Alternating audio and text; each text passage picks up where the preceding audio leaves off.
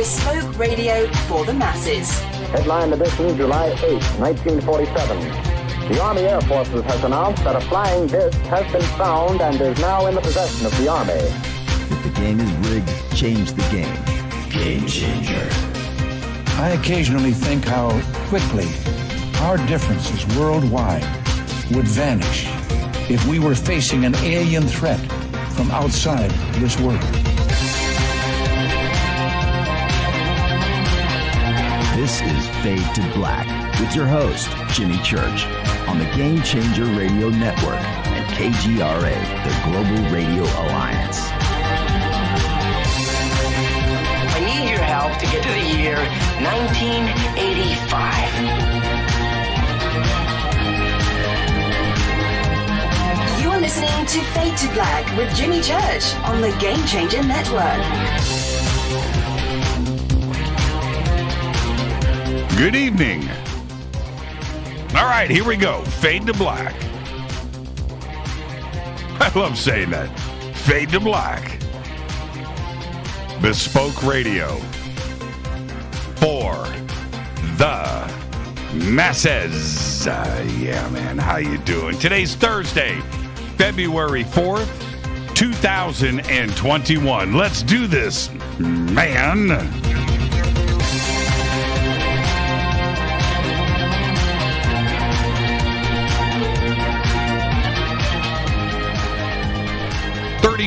Days into the new year, only 333 days left.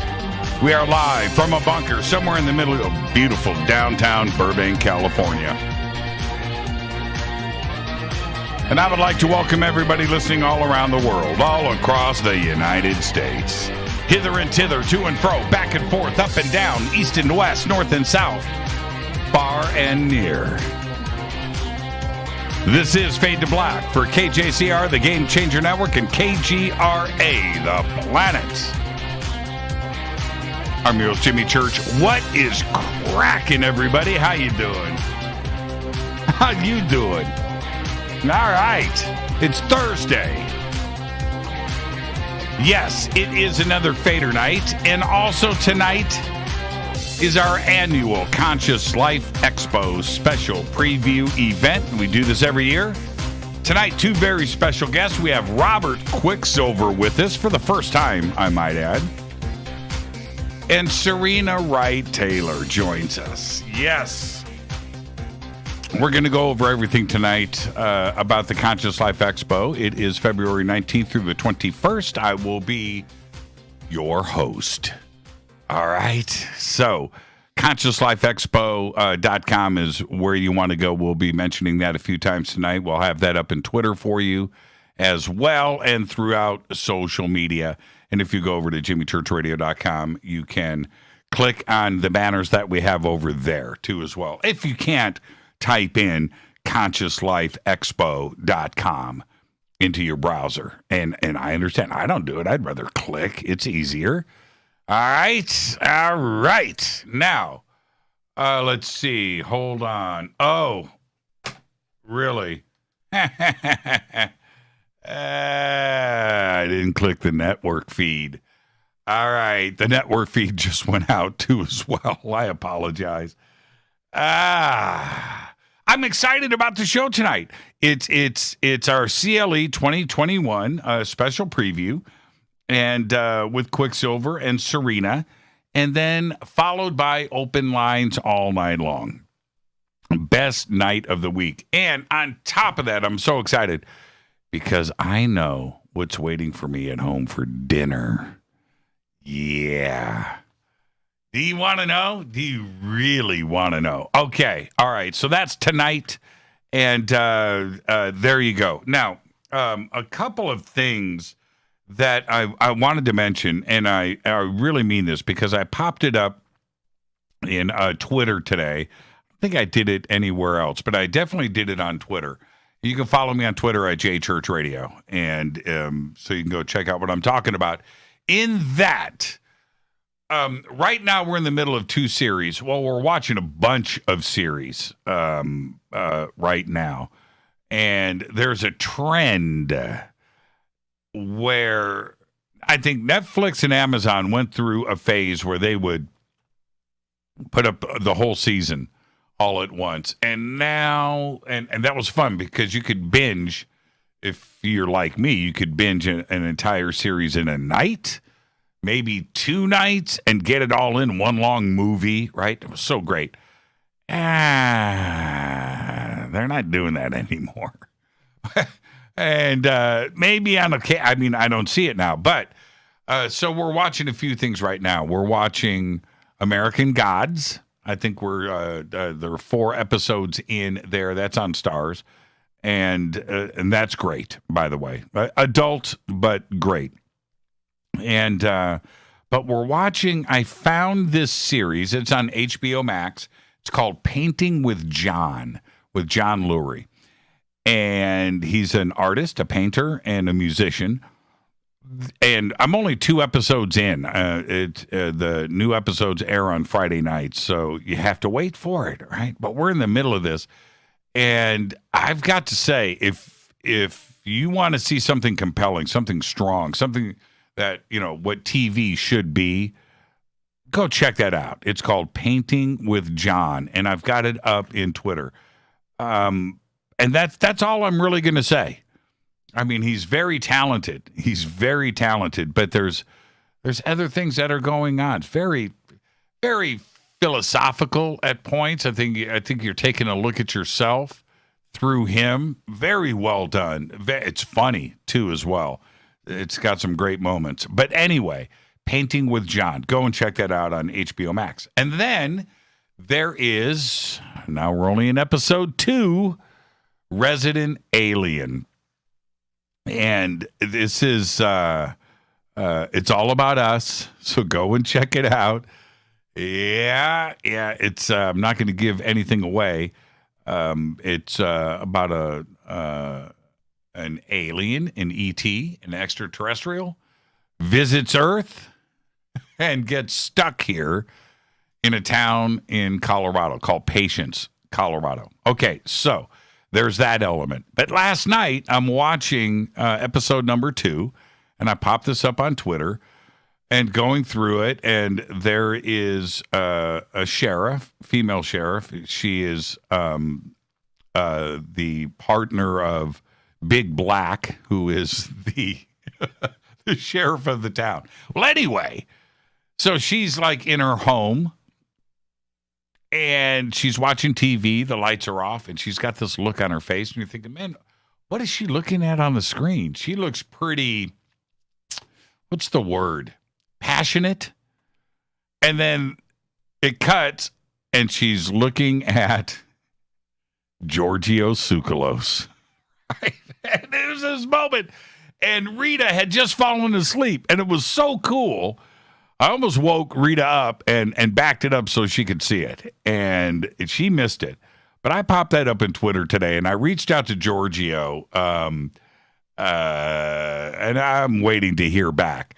Now, let me say this. I spoke to Giorgio a couple of days ago, and we're going to have him on the show. I think it's going to be next week, maybe the week after, but we're scheduling it now, in other words, and we're ready to go, and so is he. We're just lining up dates and moving stuff around for him. But I got to ask him about Resident Alien. Is he a central? Does he become a plot twist? Is there something going on in the future with him and this sheriff? I mean, it was strange. So I'm looking forward to that. Check it out. If you haven't seen it, Resident Alien, I gave nothing away. on the show. All right. It's really cool. Okay. All right. So there you go. I had something else I was going to say. It doesn't matter. Follow me on Twitter at JChurchRadio. Any questions or comments on the show tonight? Hashtag F2BQ.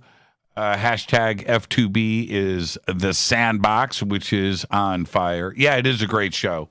And that's from Triscale. The shot, somebody needs to retweet the screen grab I did of Giorgio last night. Maybe he's listening now. That was funny. Email is jimmy@jimmychurchradio.com. Let's get to the breaking news. This is crazy. The U.S. Securities and Exchange Commission charged investment advisor GPB Capital Holdings and 3 executives over there today with defrauding over 17,000 retail investors in a Ponzi scheme that raised over $1.7 billion. The lawsuit alleges that David Gentile, owner and CEO, Jeffrey Schneider, owner of the GPB Capital's placement agent Ascendant Capital, and Jeffrey Lash, GPB Capital's former managing partner, that they used investors' own funds, you know the drill, to pay out monthly distributions to investors instead of putting them towards customers' investments. GBP Capital was also charged with violating whistleblower protection laws. Taking people's money.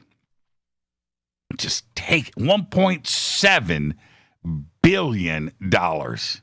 Incredible. All right. Jeffrey Epstein is back in the news because the program compensating victims of Jeffrey Epstein will now pause payouts because Epstein's estate is low on cash.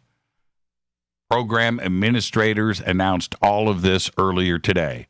Because of uncertainty over funding, the Epstein Victims Compensation Program will hold compensation until March 25th or later, depending on when the estate can provide the necessary funds to finish payouts. That's right. Over 150 claims have been filed for alleged victims so far, and the program has paid out over $50 million to eligible claimants. There is no cap on the amount of funds available to compensate eligible victims as long as the estate funds last, and all of this is according to the program protocols. Absolutely incredible. From beyond the grave. It's never going to end. Let's get the show cracking. Happy birthday to Alice Cooper. Alice Cooper today, 73 years old. The Offspring's guitarist Noodles today is 57, and Kansas drummer Phil Ehart today is 71. And Phil is one of 2 Kansas members to play on every Kansas album, and he wrote Point of No Return. Happy birthday, Phil. On our dead guy's birthday today is, moment of silence, extraordinary, Jimmy Johnson. Not that Jimmy Johnson. This Jimmy Johnson. 1943 to 2019, died at the age of 76. Jimmy was a session guitarist and record producer. But not just any session guitarist or producer. No. Jimmy was a co-founder of the Muscle Shoals Sound Studio, along with drummer Roger Hawkins, bassist David Hood, and keyboardist Barry Beckett in Sheffield, Alabama. I'll leave it right there. His discography is a mile long. It's insane. Jimmy literally played with everybody, and his contribution to music cannot be measured. Jimmy died from kidney failure back in 2019 at the age of 76. Happy birthday, Jimmy. On this day in history, 1974, it went down. Patty Hearst. Patty Hearst, the 19-year-old granddaughter of newspaper publisher William Randolph Hearst, is kidnapped from her apartment in Berkeley, California, by the Symbionese Liberation Army. Fader fact. All right. OMG. Right? OMG, the popular acronym for Oh My God, was first used in a letter to Winston Churchill in 1917. That's right. And he thought you were a trendsetter. You did. He thought you were a trendsetter. OMG. You thought you were just fresh. You are not. Tonight is another Fadernight. That's right. And it's also our annual Conscious Life Expo special preview event. Tonight, we have event producer, the man, Robert Quicksilver, is joining us. Very excited about this. And Serena Wright Taylor, she's back.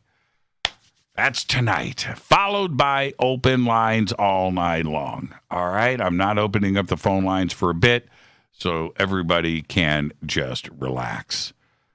Let me hit this River Moon coffee.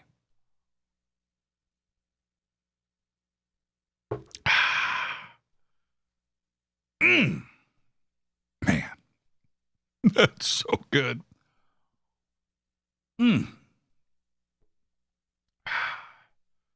Found some gourmet Italian sweet cream. Gourmet, not that off the shelf stuff. No, that's the way to go, man. Ooh.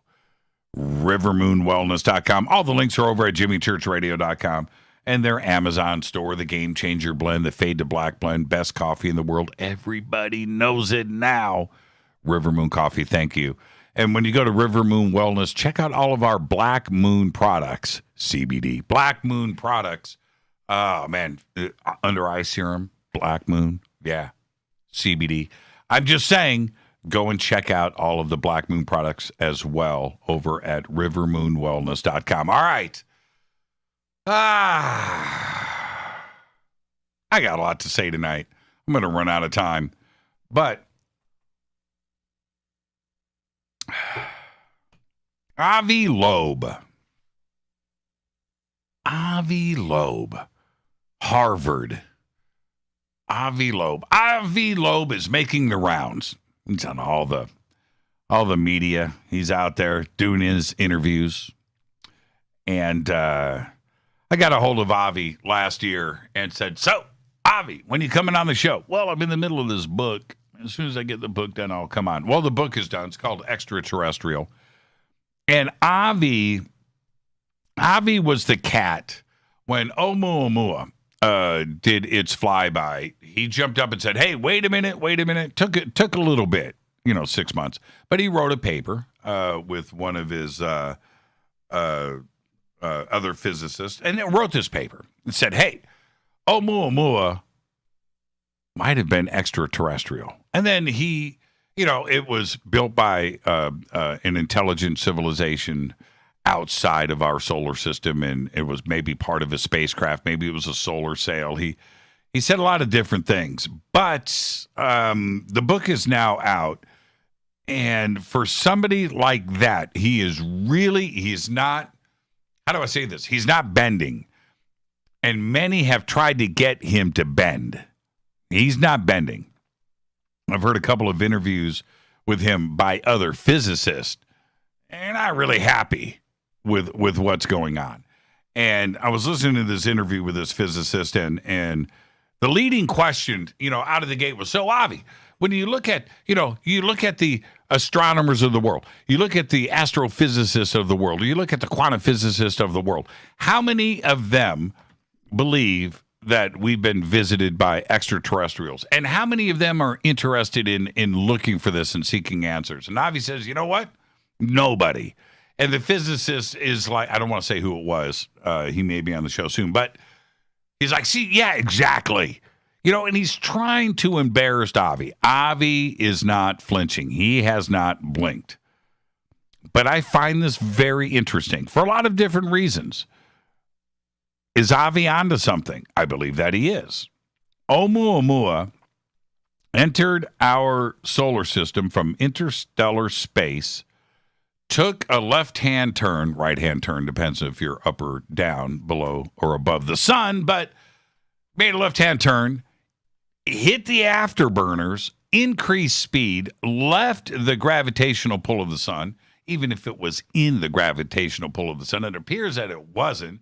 It was just driving by, then left our solar system and disappeared. It's gone back into interstellar space. That was the first visit that we know of from anything outside of our solar system. Now, was Oumuamua extraterrestrial? Was it built by an intelligent civilization out there somewhere? Maybe. But there's another part to this. It's the movie Contact. Now, stay with me.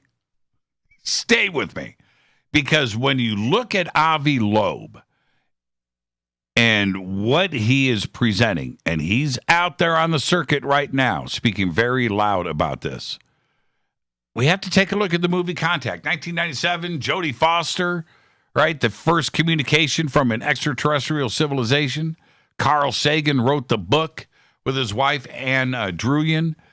And right now, we have real scientists looking to the sky. We have real scientists using powerful radio telescopes, hoping to hear something out there, another radio signal from one of our star systems, one of our neighbors. Well, a recent report of a transmission originating from Proxima Centauri, which I've been talking about a lot on this show, and it is the closest star to our own. That was reported by a British newspaper, The Guardian, and I immediately picked up on the story. This was back, we're at the beginning, we're in February. It was like in the middle of December. And the source of that story at that time said it is not a scientific paper. And I found that interesting. And they suggested that it was leaked by an anonymous source, this radio detection at Proxima Centauri. Now, the claim of an intercepted signal, if it turns out to be truly from, ET, would be, and I've said it over and over again, one of the most important moments in all of history. Well, this is kind of the background with this, because it was April and May of 2019 where the Parkes Radio Telescope, located in Australia, was recording radio transmissions like the WOW signal, right? And it's doing this automatically. And it was pointed at Proxima Centauri. Now, over the course of a number of hours, the telescope recorded data from Proxima Centauri for 30-minute intervals. And then it was automated, and then it turned away to look in a different direction. Now, for 5 of these half-hour intervals, the signal was observed while the antenna was pointed directly at Proxima Centauri. Now, nothing was detected when automatically the telescope pointed in the other direction. Now, that would be enough right there, right? Wow. But that wasn't the movie Contact, because nobody was listening at the time. It was being recorded. The signal was not noticed. It took over a year after everything was recorded when Shane Smith, an intern with Breakthrough Listen, and I talked about this back in December, and this was a project that, as you know, Breakthrough Listen is funded by billionaire Yuri Milner, which goes back to Avi Loeb, the solar sail. That's Yuri Milner's project. They want to fly little microsatellites to Alpha Centauri. Avi Loeb works for him. He's being funded. And the thought of a solar sail popped into Avi Loeb's mind when he saw Oumuamua, because he was working on the solar sail project with Yuri and Breakthrough Listen. So all of this is connected. Avi wouldn't have thought about it if he wasn't working with Yuri. Okay? Yuri approached him, said, hey, you want to come work with us? And I think at the time, Stephen Hawking was still alive, and he was part of the project too as well. Now, okay, so Shane Smith, he picked up on all of the data in October 2020. I did the report on it in December of 2020. There was a year gap. Now, we don't know exactly what was seen in this data. Now, we know that it was a radio signal at a single frequency, specifically 980.002 megahertz. Now, the signal itself drifted with time during this period of the data recording, which would say it wasn't coming from a star, but it was coming from a planet that was orbiting a star, and it only weakened when the planet went behind the star, got stronger when the planet is out front. You dig it, and that's what was going on. It was observed to have originated in a very small patch of sky, about half the diameter of the moon, centered completely on Proxima Centauri. Now, exciting? Yes, of course. Alien? Maybe. Just like Avi Loeb. Exciting? Absolutely. Oumuamua? Absolutely. Alien? Don't know. It's the same group of people making these discoveries. One day, we're going to find out. The signal itself, the Centauri signal, is still being analyzed. But one day, that scene that from Contact, and I'll never forget it, Jodie Foster on the hood of the car, she's got her Sony MDR 7506 headphones on. Yes, she did. Sits up, hears it, boom, everything's happening, gets back, they're listening, they're flipping on all the gear. That happened in real time. One day, a researcher is going to be surprised just like Jodie Foster. There's going to be some signal coming in, a signal that will change everything. But it's only going to happen if we're listening. When ET makes that call, we need to be there. We've got to be on. We can't wait a year. And that's what happened. I'm your host, Jimmy Church. This is Fade to Black. Tonight, Thursday, Fadernight. And it is our Conscious Life Expo special preview event with Robert Quicksilver and Serena Wright Taylor. After that, second half of the show, open lines. That's right. Fadernight. Open lines all night long. I'll be right back after this short break with Robert Quicksilver and Serena Wright Taylor. You just stay right there. I'll be right back.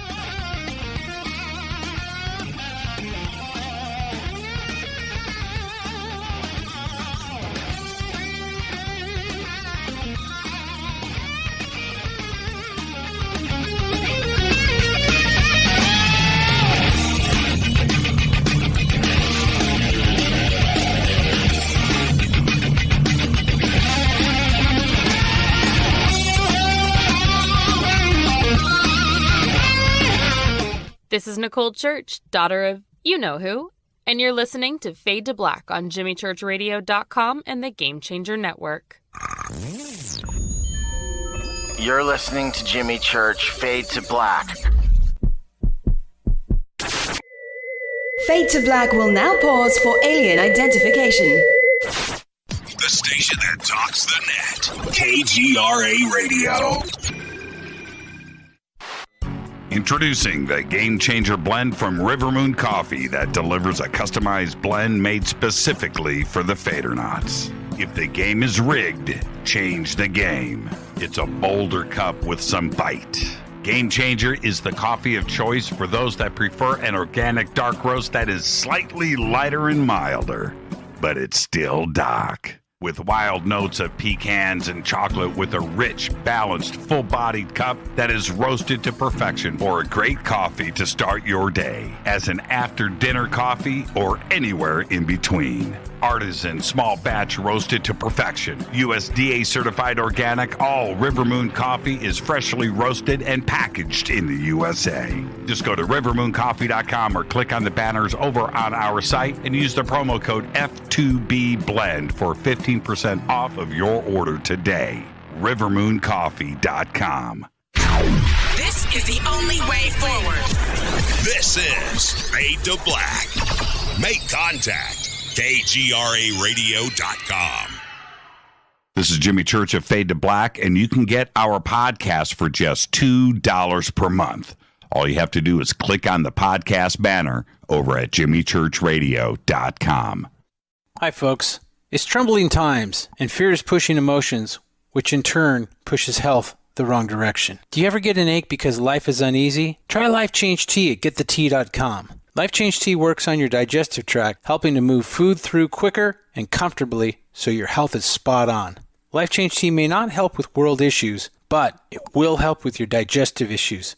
A glass a day helps keep the intruders away. So, change your life today. Log on to getthetea.com. That's getthetea.com. If your health game is off, get on by ordering Life Change Tea. Getthetea.com. And while you're on our site, look around at the great non-GMO organic supplements. And if you're a sales shopper, go to our specials page and see what's for you. I've been drinking the tea for 12 years and I'm sure glad for its health benefits. Again, that's getthetea.com. Getthetea.com. The tea that makes you go. Fadernauts. When you think about the future of our country and where we're headed, do you wonder about the food supply? I do. Disruptions in the food supply chain could be disastrous, and they usually occur with little warning. That's why the smartest thing you can do today is to stockpile emergency food, water, and other essentials. I personally recommend My Patriot Supply. They're the nation's largest emergency preparedness company, serving millions of customers for more than a decade. In fact, they're the only source my family trusts for our preparedness plan. You should too. Right now, save 20% off a full 4-week supply of delicious meals that provide 2,000 calories a day. Saving 20% helps too, doesn't it? Especially now. So go to preparewithjimmy.com and get ready. That's preparewithjimmy.com. There's no time to lose. Do it now. 9 out of 10 geneticists agree. Fade to Black is not your father's radio show on the Game Changer Radio Network and KGRA, The Planet.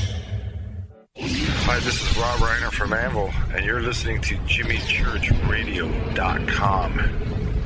What's up? I'm Chris. What up? This is Kyle Massey, and you're listening to Jimmy Church Radio.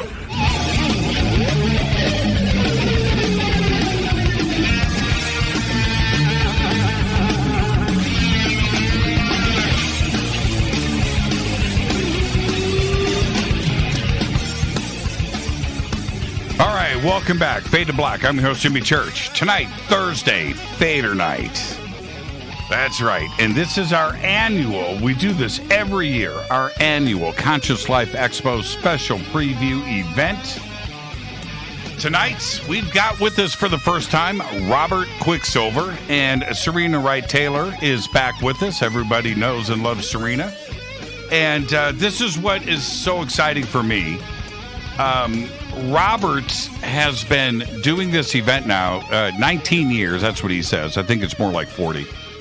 But he's been doing this for a very long time. And to say 19, Robert, welcome to the show. And say hello to everybody. Hello, everybody. Hi, Jimmy. Hi, Serena. Hello, Robert. And this is the deal. Robert, you get the first-time guest disclaimer. Okay, which is this. Robert, it's just you and I sitting on my couch having a conversation as friends. And where that conversation starts, it starts. Where it ends, it ends. But we're going to end as friends. But we're already friends. And see, this is the thing. Having you on with us tonight, Robert, you are the, I'm going to say this, you're the head of a very cool family. The Conscious Life Expo family has been together with you for so long. And it's been an honor and a privilege for Rita and I to now be a part of that family. We've been working with you now for, I think, 7 years, right? Yeah, and something. yeah. And it's been great. But welcome. And I think that most of the audience has heard me talk about you so much over the years. But to have you on the show with us finally is just great. So now, and you bring all the speakers onto your program also that appear at the expo. Yeah, I do that, Robert. Yeah, you noticed. You do, I know. Yeah.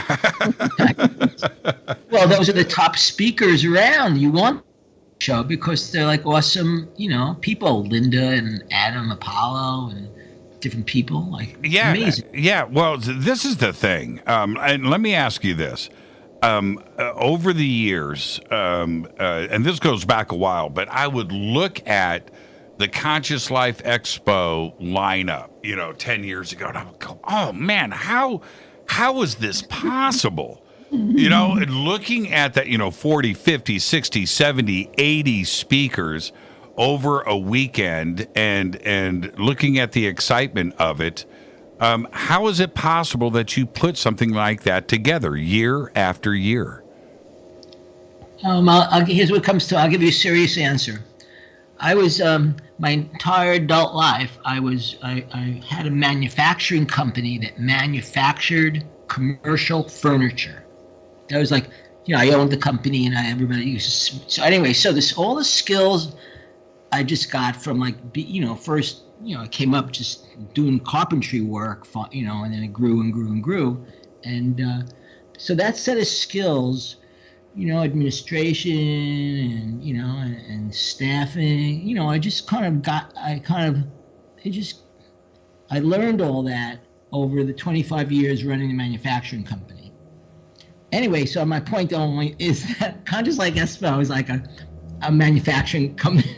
And we're manufacturing this wonderful content for everybody, It's kind of a little similar in some ways. It's skills, really. It's just a different object. Well, now it has turned into, and I say this often, the biggest premier event all year around the world. Did you have any idea 20 years ago that you would have 15,000, 16,000, 18,000, 20,000 attendees swarm in and converge on a specific date in Los Angeles? You're live on the radio. Here's what I'm going to say. I think Serena knew that, so let her answer that question. Well, did I know that? I'm not sure if I knew how many, but when I think about it, the way that I started doing this was I was already getting to know various authors and researchers, trying to understand all the things that have happened to me throughout my life and sharing those things and trying to learn more and expand my own consciousness even more. And so that's how I met Robert Quicksilver, because our other friend, our mutual friend, Robert Parala, had told him about me when Robert Quicksilver, they both called Robert, came down to LA to start this conference, 20 years ago or so. Robert Parala told him, get Serena to help you with the UFOs, the consciousness, the ancient mystery sections, And so then we met at the Hilton, actually. And immediately, I just thought, you've got to have this person, you've got to have that person, and we've got to have this well-rounded show, and also bringing in other people to help host and things like that. It's like kind of being like a natural producer, I feel I am, because I always think of other people that another person should meet. I'm always networking and putting people together. And so I could do that for the Conscious Life Expo and make it really fulfilling for everyone in so many different walks of life and so many different interests. And just the feeling of wanting to do that, I think, and then being able to network and let other people know what's happening. And it started to grow from there, It's gotten huge. And then last year, it was the biggest yet, most successful, the most funnest. I had the best time last year. It was also the last conference in the known universe, right? Everything stopped. And that was last February. A couple of weeks later, coming off of the conference, our governor shut down the state, and that was March 14th. The rest of the country followed suit. The next thing you know, conferences are done for the pandemic. I don't know what the future is going to hold, but we are now a year later, and decisions had to be made, and that were not in your control. This was the state, the city, the Hilton Hotel. and we had to go virtual. Yeah. And so now this is a virtual event, and I want to start. We were gonna be virtual simultaneously. The plan was to, because the people interested are all over the world in these ideas. So we were developing, and we had already been developing live stream content over the previous few years, but this time we really grabbed it, and we were going forwards with it in a strong way. And then the Hilton went on to lockdown. Yeah, at the same time, but we were already planning for that. Yeah, and what Robert is saying here, that all of us collectively, we got together as a team and tried to figure out the best way forward. So we were going to do a hybrid event where it was on a big stage, that maybe we had some audience there, that we did, we were going to, and then the Hilton said no to that, and the Hilton wanted us to do that. That was the thing. They wanted us.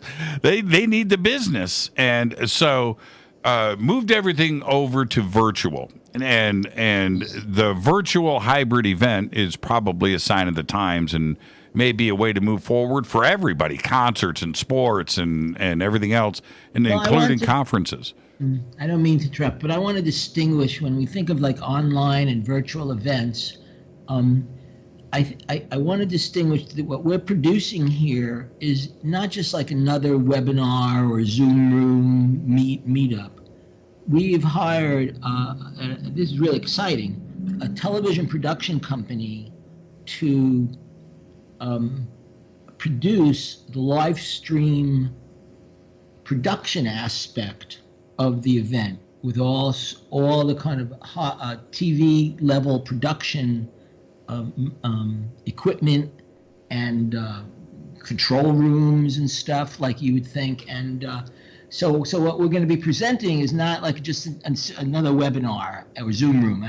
Even though those are live things and they're cool, but what we're doing is it's a whole like other level of production. It's like going to be like a TV show, and with and with hosts like the master of ceremonies. So Jimmy, I know we all know you're the master of ceremonies, and it's very exciting, and with other hosts, and it's going to be a whole weekend presentation.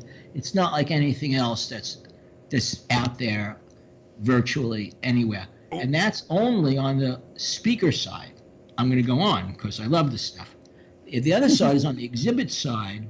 And you have to go to the website, the Conscious Life Expo website, to see it. But we've developed this kind of we've hired developers. I mean, I don't know how to do it, to develop this amazing virtual software for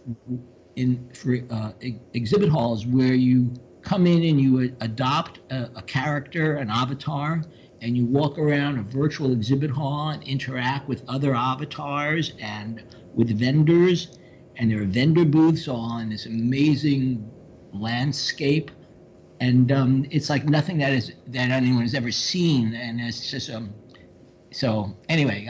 That's a very cool part of this, and only because the level of the standard that people expect with the Conscious Life Expo, because the Conscious Life Expo, unless you have been there, you don't really have an idea about how big it is, the scope, the size, and the level of professionalism. It's conferences at a whole nother level. This virtual version of the Conscious Life Expo has to meet all of those expectations from the attendees that have been there for you year after year, right? That's what it seems like to me. I truthfully think that that's what's happening. It's just going to be an awesome thing. And now, I want to say, because Serena is like so great at bringing in the most fantastic speakers. But I think you've made it so that we can feel like we're there with the TV producer, with the avatars, with all the different things about it. It's and everyone being live. It's like, you can really feel that you're with us still at the Hilton, even though we're not there. It's like we're out in space.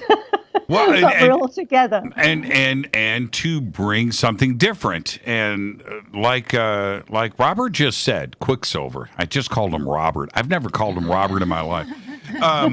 What Quicksilver just said, it's got to be, this is not a Zoom. This is not a Skype. This is Hollywood production. And I'm going to start here. We are going to kick things off on Friday with Tracy Ash live from Egypt. I mean, how incredible is it? I cannot wait to see what is going on. First off, Tracy is one of the coolest, honest, feet on the ground, but intelligent, knows history and everything else, and especially about Egypt. That's her thing. But to have Tracy Ash to open up everything live from Egypt, how big of a scale can you take things, right? Yeah, really. Let's start there. And she wait, I have to say it's not only an opening ceremony, it's opening, I got it worked where it's an opening of the portal, because at the end of the event on Sunday night, at closing the portal, we go back to Tracy to close the portal. So the whole weekend is living inside of this portal of energy. And I just really yeah, well, if anybody's going to open it, it's Tracy Ash. Let me tell you that. Right? Yeah, totally. Let's not make any. And that's live from the Abu Sur 5th Dynasty Pyramid and Temple Complex right there at Giza. Mm-hmm. And I can't wait. That's going to be dramatic. But that's what the Conscious Life Expo is. And before we get into, I'm looking at our time here, before we start breaking down some of the things, I want to talk about ticket prices, because people are going to go there now. And when I suggest the opening ceremonies, everybody, you need to go and check this out. Go to consciouslifeexpo.com. I want you, if you can, Robert, break this down as simply as we can. We've got 3 different ticket packages, $20, $45, and $185. What is the $20 ticket package? So there are individual keynote workshops. It's individual keynote workshops. For example, like Bashar, Adam Apollo. Right. For example, or other people. I think there's about 10 of them, and they're 90-minute presentations. Typically, how it had been done at the expo, but these are just at the Hilton. But these are live streamed from their studios and from each speaker's studio, and these are the keynote presentations. They're $20. So if somebody doesn't want to go and spend the entire weekend there's one featured presenter that they want to see.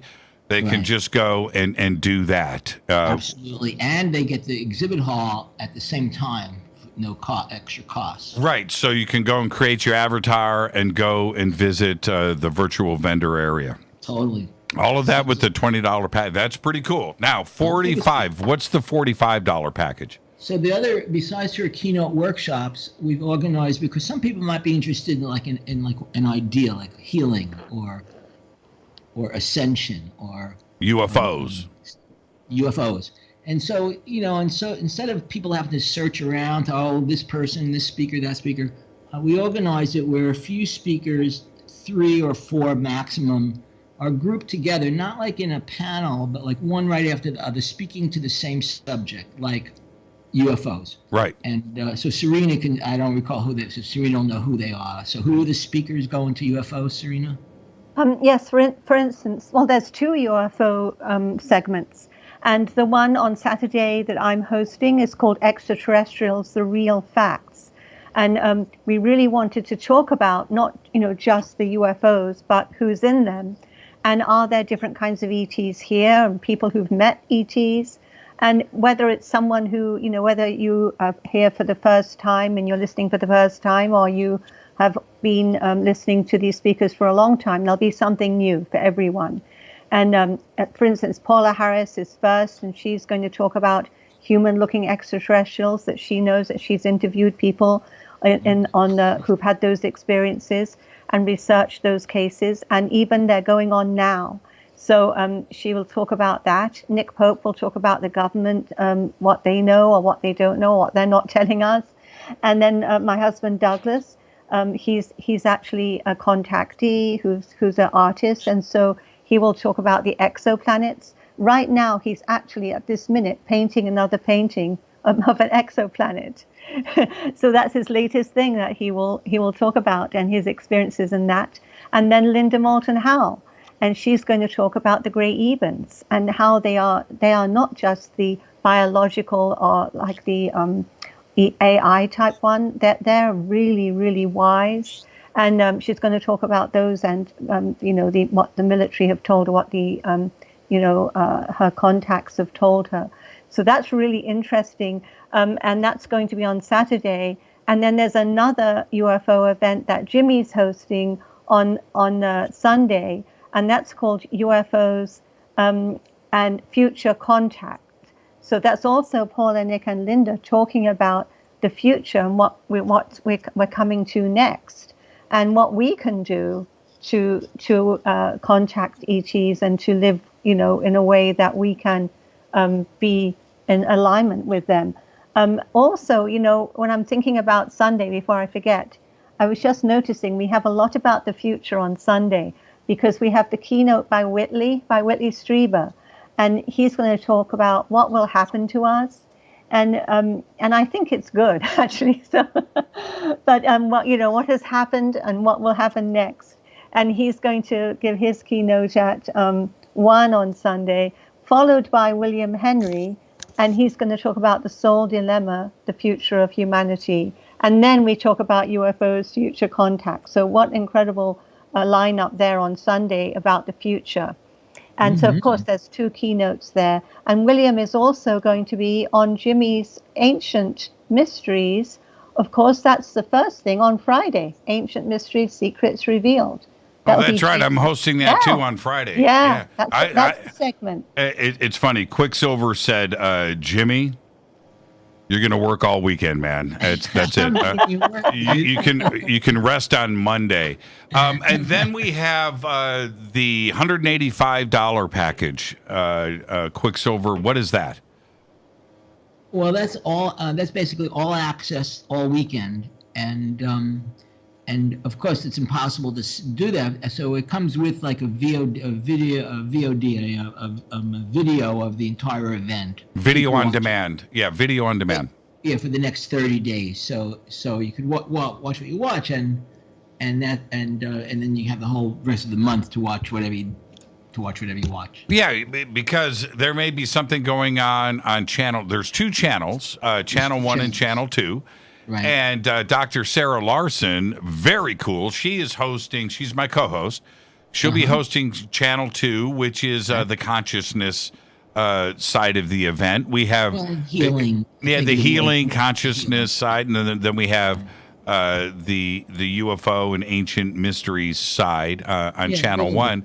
And but this is where I'm going with this. You can't watch everything all the time. So having a video on demand option for everybody is the best way to go about it, because it comes with the whatever it comes with it. Yes. Yeah, because you know how it is when you go. There is nothing like getting the Conscious Life Expo magazine at the door going, okay, wait a minute. How can I do all of this? I have to make decisions here. Everything is going on at the same time. And that I'll tell you, my motive, it really is, that's part of it, but because we're really reaching out into the international communities and doing a lot of promotion in Australia and UK, and actually South Africa has a lot of New Age communities.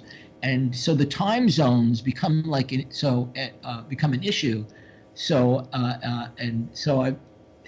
someone who was it's the middle of the night when one of the speakers is on. So someone could buy the ticket and then watch that VOD of that speaker. See, so because there's a lot of people sleeping in the different parts of the world. That's right. And before we head to this break, when everybody goes over to ConsciousLifeExpo.com, and all of that is simple, and you can look at that while we're going through the show tonight, and you look at Channel 2, where Maureen St. Germain, Susan Shumsky is there, Kimberly Meredith, of course, Tracy Ash, James Redfield doing a keynote over there. Deborah King is there. An insanely great Ascension panel with Kimberly and Susan Shumsky and Maureen St. Germain and Tracy Ash. An astrology panel over on Channel 2 as well. And all of that will be all-inclusive if you just get the Grand Pass and get everything. But you can also do all of this a la carte too and go and figure out what you need to do. So with that, I'm pretty excited about this. And to have the Hollywood production element brought into this makes it so special for everybody, that where they can just go and not have the feeling of a Skype or Zoom or something else, that this is an event. This is something special. It really is, yes. Now, we need to take a break, so let's go ahead and do that right now. Let's get that in. This is Fade to Black. I'm your host, Jimmy Church. It's Thursday night. It is Fadernight. Tonight is our Conscious Life Expo special preview event. We do this every single year. We'll be right back after this short break. And at the bottom of the hour, because it's Thursday and it's Fadernight, we're going to open up the phone lines. I'll be right back. Stay with us.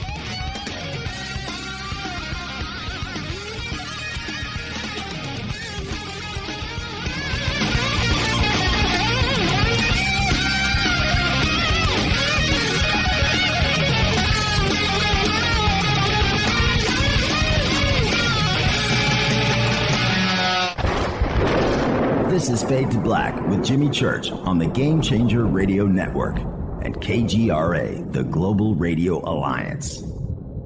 This is KGRA Digital Broadcasting Station, Salt Lake City, Utah, Van Buren, Arkansas. Hello, my name is Billy Carson, and I am a best-selling author and the founder of ForbiddenKnowledge.tv. Together with my team, we have built an all-new conscious streaming TV platform designed with every family member in mind.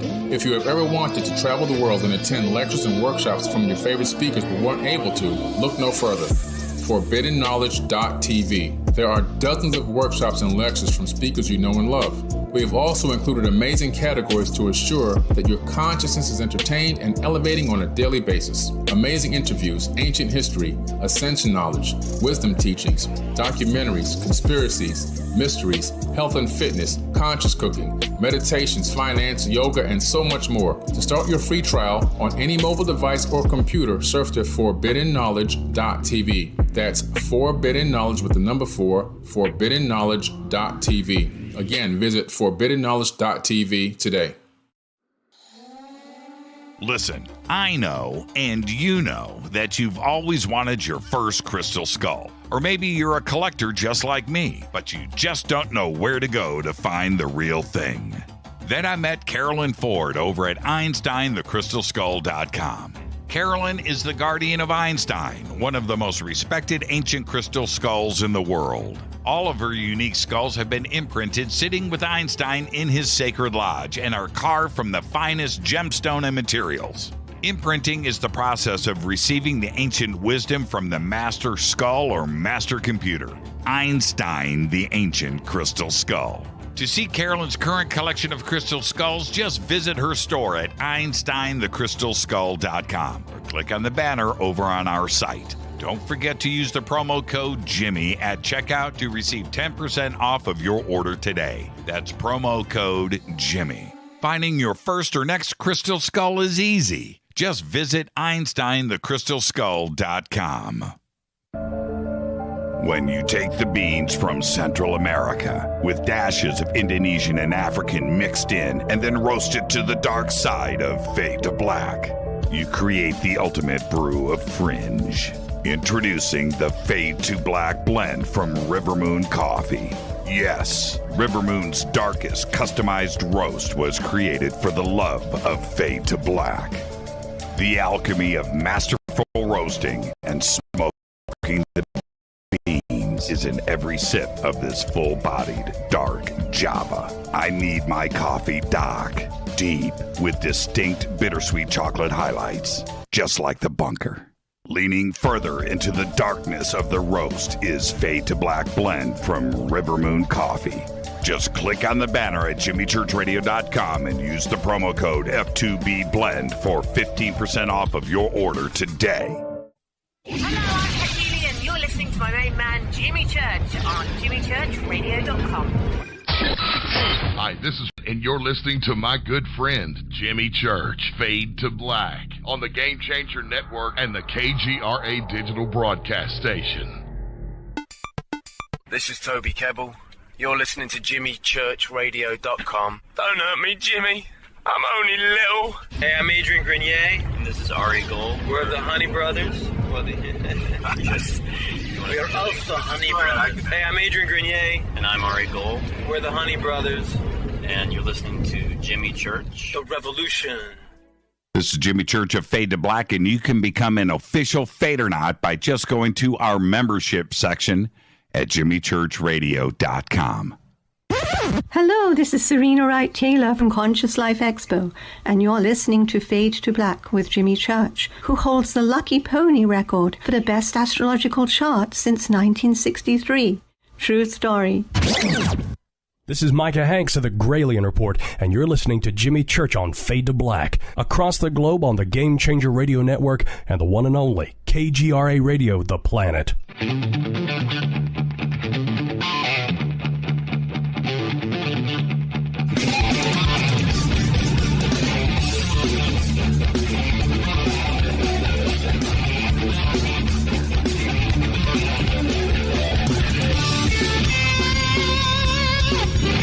Welcome back, Fade to Black. I am your host, Jimmy Church. It is Thursday night, Fader Night. We'll open up the phone lines at the bottom of the hour. But right now, this is our Conscious Life Expo special preview event. We do this every year here on Fade to Black. And joining us tonight is Serena Wright Taylor and Robert Quicksilver. And now, Robert or Serena, T. Solis could not be with us tonight, and another member of our family. And T's got some personal stuff that she had to do tonight, and this was her moment to shine too, as well. She was so looking forward to being here with us. She is so colorful, right? She's got her visor on, got the red hair flying out, and she's just lights up every room that she's in. And she's going to be great when I get her on the radio and introduce her to everybody.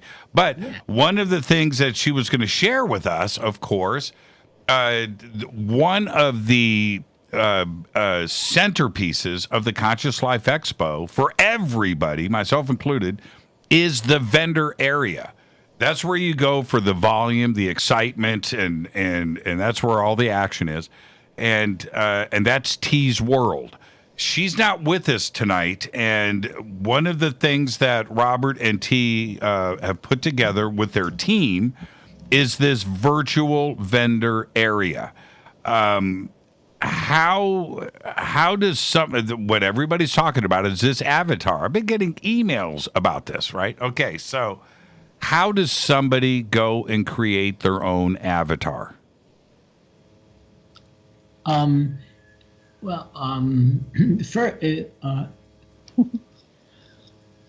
first thing is there'll be a link from the Expo website that'll say go to the exhibit hall. Right. And then you don't go to. It's not a thing. It's a separate app. You're gonna have to you have to download an app from the App Store, because the code is written in not in the same ordinary language. It's written in game theory language, and it's only ensconced in the program. And the people who are developing it, because I hired people to develop the code from an original design that the Expo's graphic artist Michael Satva-Hanfling created. We hired a team of coders to code in the language of game language called Unity. Right. Where the avatars where people have avatars when they go around playing their video games, right?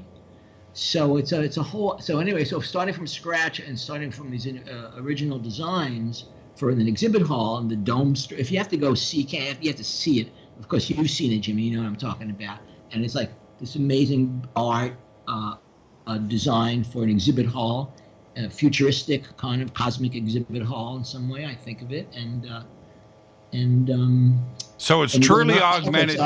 You get an avatar. You go in and it says you get an avatar, and you have the choices to put like what color shirt the person has, or what, I don't even know what pants, their color, what kind of costume they're wearing.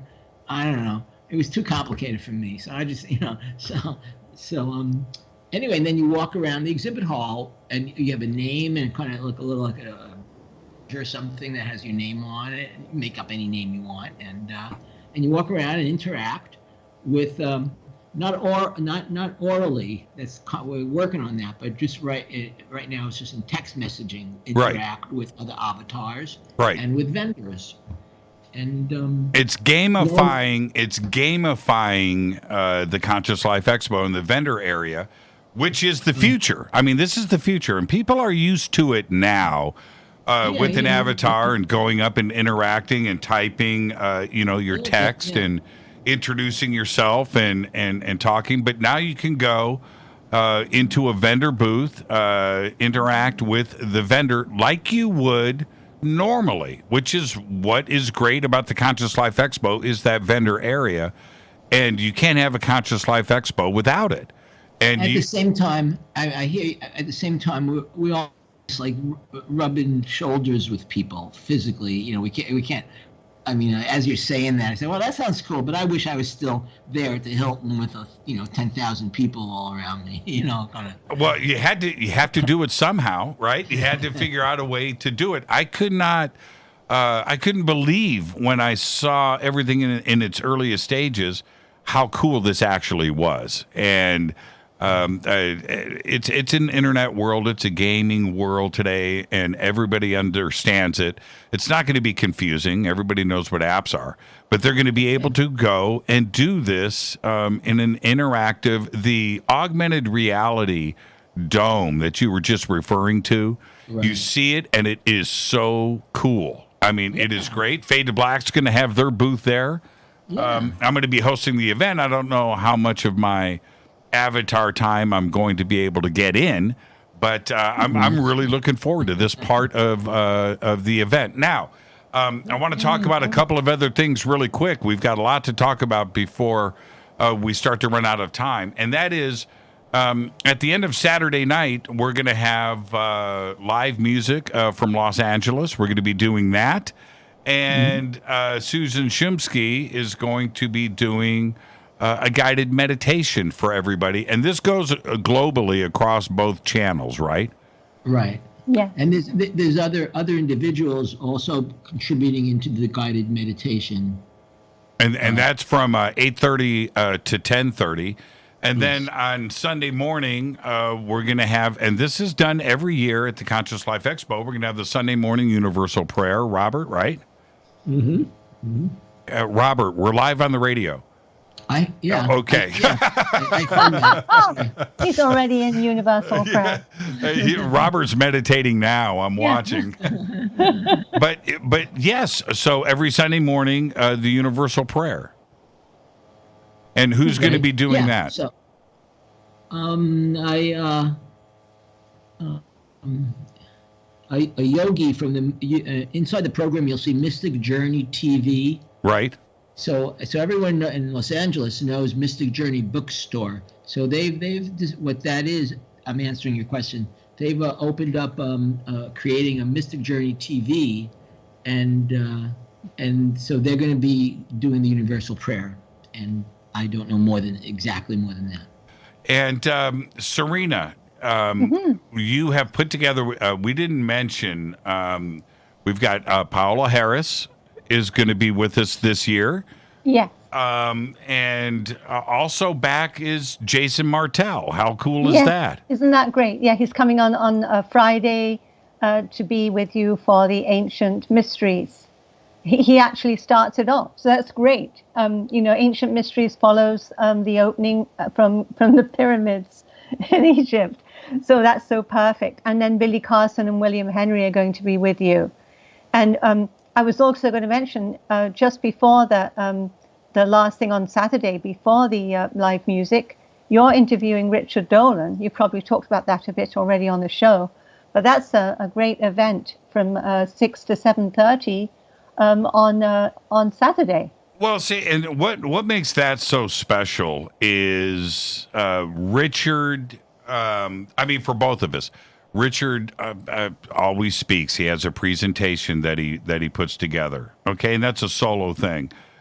And for myself, I'm hosting, I'm introducing, but one of the things that doesn't really ever happen is where you can have somebody like Richard get interviewed and have an open conversation, just two people on stage, where it's not a fixed presentation with media and multimedia and just going through. No, this is very exciting for the audience to be able to, for the first time that I know of, and I've been doing a lot of conferences, to have the two of us just sit down and engage and go for it. That is very, very, very, very cool. Now, listen, when I spoke to Richard about this, he said, wait a minute, just the two of us, right? I said, yeah, Jimmy, I'm in, right? That was, cool. I mean, because for Richard, yes, doing a presentation is great, and going through the multimedia and all of that is great. But for him to sit down where it's not a fixed presentation, where there is a conversation going down between two, that's where you get the real stuff. Yeah. Right? That's where he gets a chance to open up. He doesn't know what I'm going to say. I don't know what he's going to say. He may ask me some questions. I don't know. But that is really, really cool. And I am excited for that on Saturday night. And thank you for bringing that up, Serena. Mm-hmm. But I am so looking forward to that, and so is Richard. I mean, I'm telling you, right? I'm telling the audience, that was Richard's reaction. Let's go, man. Oh, God. Let's go. Now, Whitley, again, coming in, and William Henry, that have been a part of the Conscious Life Expo year after year. I feel that we can't do the expo without Whitley. We can't do the expo without William Henry. These two gentlemen are centerpieces, aren't they? Yes, you feel like you're going to feel like you're there. That's the way we've set it up. So to have Whitley do a keynote, that was really important. And he, I didn't suggest what he was going to talk about. He suggested what will happen to us. And I think that's a really good title. And then same with William. He's doing his own keynote.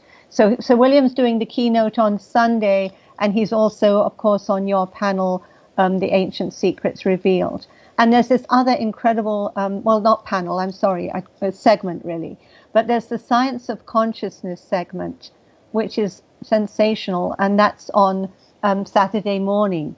And Linda Moulton Howard agreed to be on that too. And it was so nice because I put Linda on two things, and then I asked her, would you please be on Science of Consciousness? And she said yes. And so she's doing 3 live shows at the expo, Saturday morning, Saturday afternoon, and Sunday. And so the Science of Consciousness is incredible. So look, it's Adam Apollo along with Linda and Caroline Corey. Exactly. I mean, that's the perfect panel right there, and that's hosted by Scott Ware, and really looking forward to that. Now, I can't let this get away. Bashar. Now, Bashar was on the show with us last night, and I go back and I think about the last couple of years with Bashar at the Conscious Life Expo, and the excitement that is built around that is truly an event every year, right? With Bashar, and he's back. I'm so excited about this. I can only imagine. And look, Adam Apollo, great. Richard Dolan, great. Linda Moulton Howe, great. These are, William Henry, Billy Carson. Billy's going to be on with us on Monday. He's actually in Washington, D.C. He just left Washington, D.C. today. He's filming his new TV series right now. So we've got all of that going on around Billy, right? So big names. But how many people are just going to the site right now and going, man, Bashar, right? I mean, it's the truth. It's the truth. And we've got Bashar. We've got Bashar. Oh, man, it's just too cool. Now, moving on, and Bashar, of course, is on Sunday, 11:30 to 1. That's a 90-minute. Whitley Strieber on Sunday, William Henry on Sunday. I'm hosting the UFOs Future Contact panel. But then we have, we're going to get to some other stuff. But then there is the Closing the Portal. Again, live from Egypt, Giza, Tracy Ash. I mean, how extraordinary is this? To bookend the event live from Egypt on both sides. Incredible. That's incredible. Very cool. Yeah, I'm watching you smile, Quicksilver. I mean, because it's so cool. Stuff. Yeah, I love this stuff. Yeah. Now, can you guys help me and the audience? What is Tracy going to be doing from Giza? I don't know. Quicksilver. I have no idea. Quicksilver knows. I have no idea. I have no idea. I mean, if you wanted to know more about Tracy, I'd go to her website, tracyash.com. I know that she's a shaman and a priestess. So I have no idea exactly what she's going to do, but something shamanic. I can say what she wrote for the her live for the closing. Very short sentence, really, couple of sentences. She says, we pray to protect all sacred gateways, sacred timelines, sacred destiny for every man, woman, and child. For every nation, we pray for a revolution of healing and peace. May we stand together in one dream time of new earth. That's beautiful. And so I think that energy, starting the expo and finishing the expo, it can be changed. It can be life-changing. It can be so helpful for the earth, the energy that will come out of this conference, with that beginning and that ending by Tracy. Now, I'm bringing this up for a couple of reasons. And Robert, I want to thank you for this concept, which is the two events at the beginning and the end of the expo live from Egypt are free events. Anybody can log in to Conscious Life Expo without purchasing a ticket and be a part of that.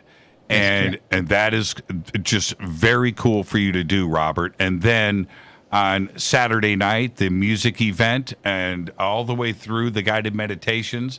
Right. This is 3 hours long, right? The live music from LA all the way through with Susan Shumsky and the guided meditation. That's all free. Everybody can just go and enjoy that. And then the Sunday morning universal prayer. That is free. You can just log on to the website. And then Sunday night, of course, Closing the Portal live from Egypt with Tracy, also free. So for those out there that would just want to come and hang out, that is there all weekend long for everybody. And that is Robert, seriously, very cool. Yeah, very cool. Now, thanks, Jimmy. Well, see, and that's the other thing about the Conscious Life Expo. Can I just say this?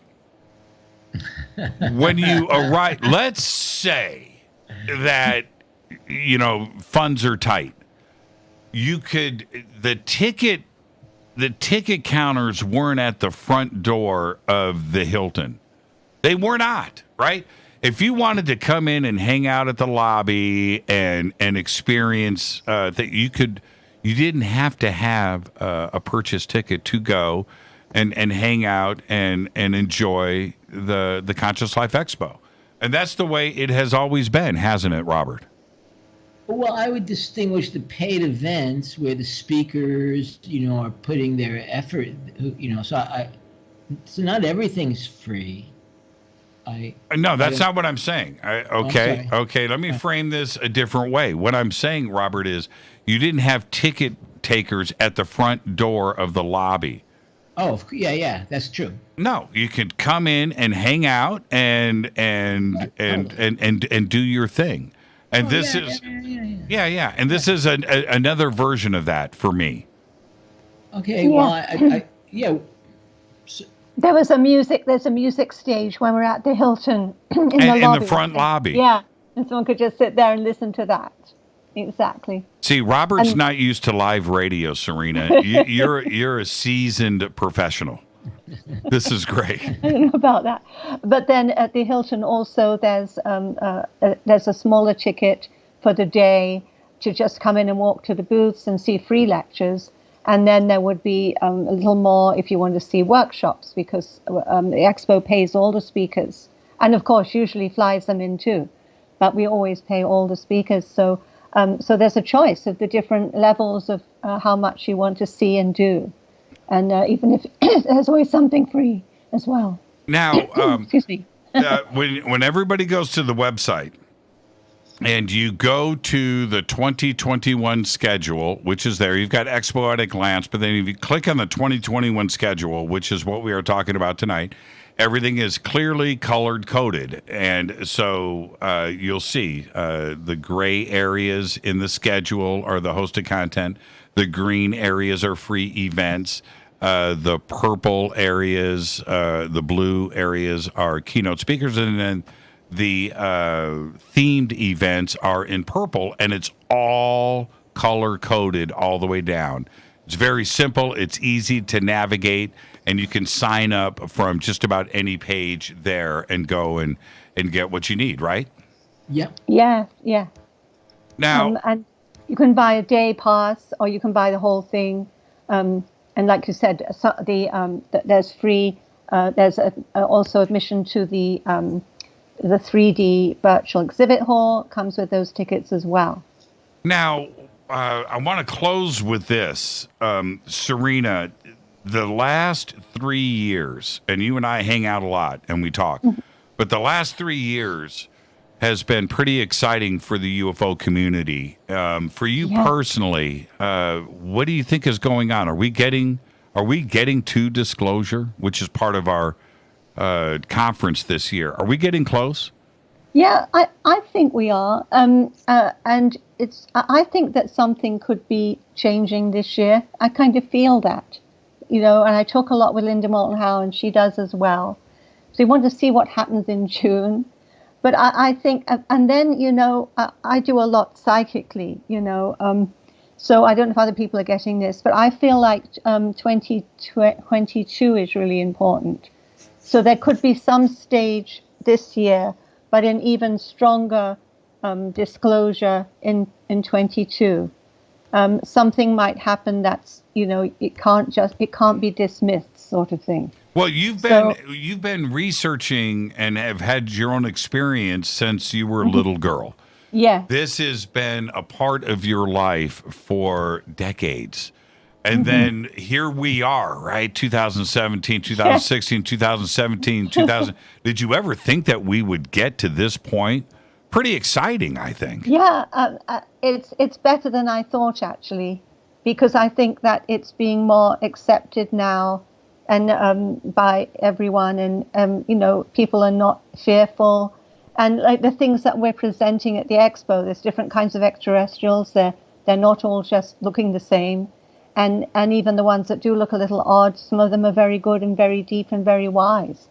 So people don't have to think of it, and I think a lot of people now are the same. They're not thinking little green men or scary things. They're thinking of it as it's to do with consciousness. It's to do with other dimensions. And I think there's more openness to that as well now. Nah, I'm still on the scary little green men side of things. That's me. Now, Robert. But you have Baby Yoda. I do. I have Baby Yoda right here. Robert, I just want to ask you personally, how cool is it for you to with your team? It's not just you, but to put this together and to walk around the event in years past and see the openness of the crazy. Right? I mean, everybody is there to just be themselves and talk and hang out and learn. And you can walk around and see some of the strangest, right? How cool is that for you to pull this kind of dynamic crowd together where everybody is there just to have a good time and learn? Yeah, I couldn't have predicted it, and you asked that question earlier. I couldn't have known this was the future of things, and it's like I just guess I'm on a mission. I don't know, like I say, I feel like lucky to be on a mission, being in from on team to do this work. So and here we go. I mean, are you ready? Are you ready? We've got 2 weeks. Oh. You're never ready? Are you going to say that? Are you going to say that you're never ready? But are you ready? Yeah, I'm like up to date on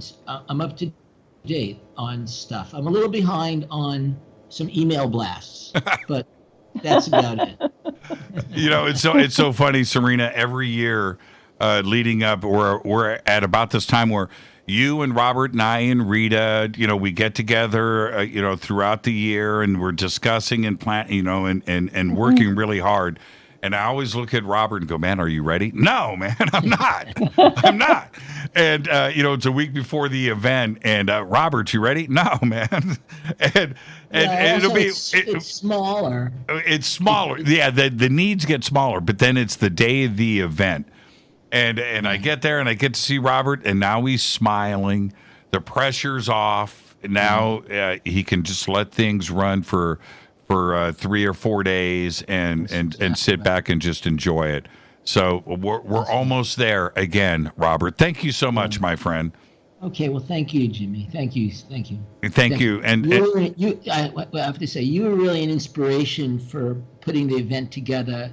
And months ago, you had a vision. I don't even remember what it was, but I feel like this is your vision also, and I just want to somehow acknowledge. Well, thank you for that, Rita. All of us. I'm talking about T, and I'm talking about Gina, and a long list of people that are involved with this. But I think that collectively, as we started to suggest things, we all realized we were on the same page. We all had the same goals, and nobody really had to. Nobody had to fight for anything. We were just almost in bliss. And so, but thank you for saying that. But all of us really were happy that we had the same ideas, and everything was being pushed into the middle of the table, and this thing was going to happen. And totally. And here we are. Robert, thank you so much. I'll speak with you. I'll speak with you and Serena tomorrow. It's my day off, so now I get to go and work. All right, so I'll see you guys tomorrow. Enjoy the rest of your night. Thank you very much. Thank you, Jimmy. Thank you. Good night. ConsciousLifeExpo.com. Okay, now listen, everybody. We've got links over at JimmyChurchRadio.com. We've got links up all throughout social media. ConsciousLifeExpo.com. Go and get your tickets. Check out the schedule. You can look at all of the speakers, the virtual exhibit hall. Everything is right there. ConsciousLifeExpo.com. All right, it's now time. It's open lines. I'll be right back. Way out here, we listen to Jimmy Church. You're listening to Fade to Black. Always on the edge of the hottest alternative talk. Jimmy Church with Fade to Black. KGRARadio.com. ¿Qué tal, mis amigos? Yo soy Mario Carson, el tiburón, y los invito para que escuchen a mi buen amigo Jimmy Church Radio. ¡Claro que sí! Do you want to be an official Fadernight? Of course you do. This is Jimmy Church of Fade to Black. Just go to our membership section at jimmychurchradio.com. Fadernauts. When you think about the future of our country and where we're headed, do you wonder about the food supply? I do. Disruptions in the food supply chain could be disastrous, and they usually occur with little warning. That's why the smartest thing you can do today is to stockpile emergency food, water, and other essentials. I personally recommend My Patriot Supply. They're the nation's largest emergency preparedness company, serving millions of customers for more than a decade. In fact, they're the only source my family trusts for our preparedness plan. You should too. Right now, save 20% off a full 4-week supply of delicious meals that provide 2,000 calories a day. Saving 20% helps too, doesn't it? Especially now. So go to preparewithjimmy.com and get ready. That's preparewithjimmy.com. There's no time to lose. Do it now. So, you love talk radio? Then you'll love TalkStreamLive.com. TalkStream Live is always on, 24/7, with the best streaming talk shows. Find your favorite talkers and discover some new ones. It's free, readily available online or on mobile with any smartphone or tablet. Finding your favorite talk shows all in one place has gotten a whole lot easier. Just go to TalkStreamLive.com. Be sure to download the free apps from Google Play or the iTunes App Store. You listen to us, and we listen to you. And so does the CIA. KGRARadio.com. You are listening to Fade to Black with Jimmy Church on the Game Changer Network. Oi, oi, I'm Reese Evans. You're listening to Jimmy Church. This is Revolution. The revolution will not be televised. The revolution is on radio. Ciao.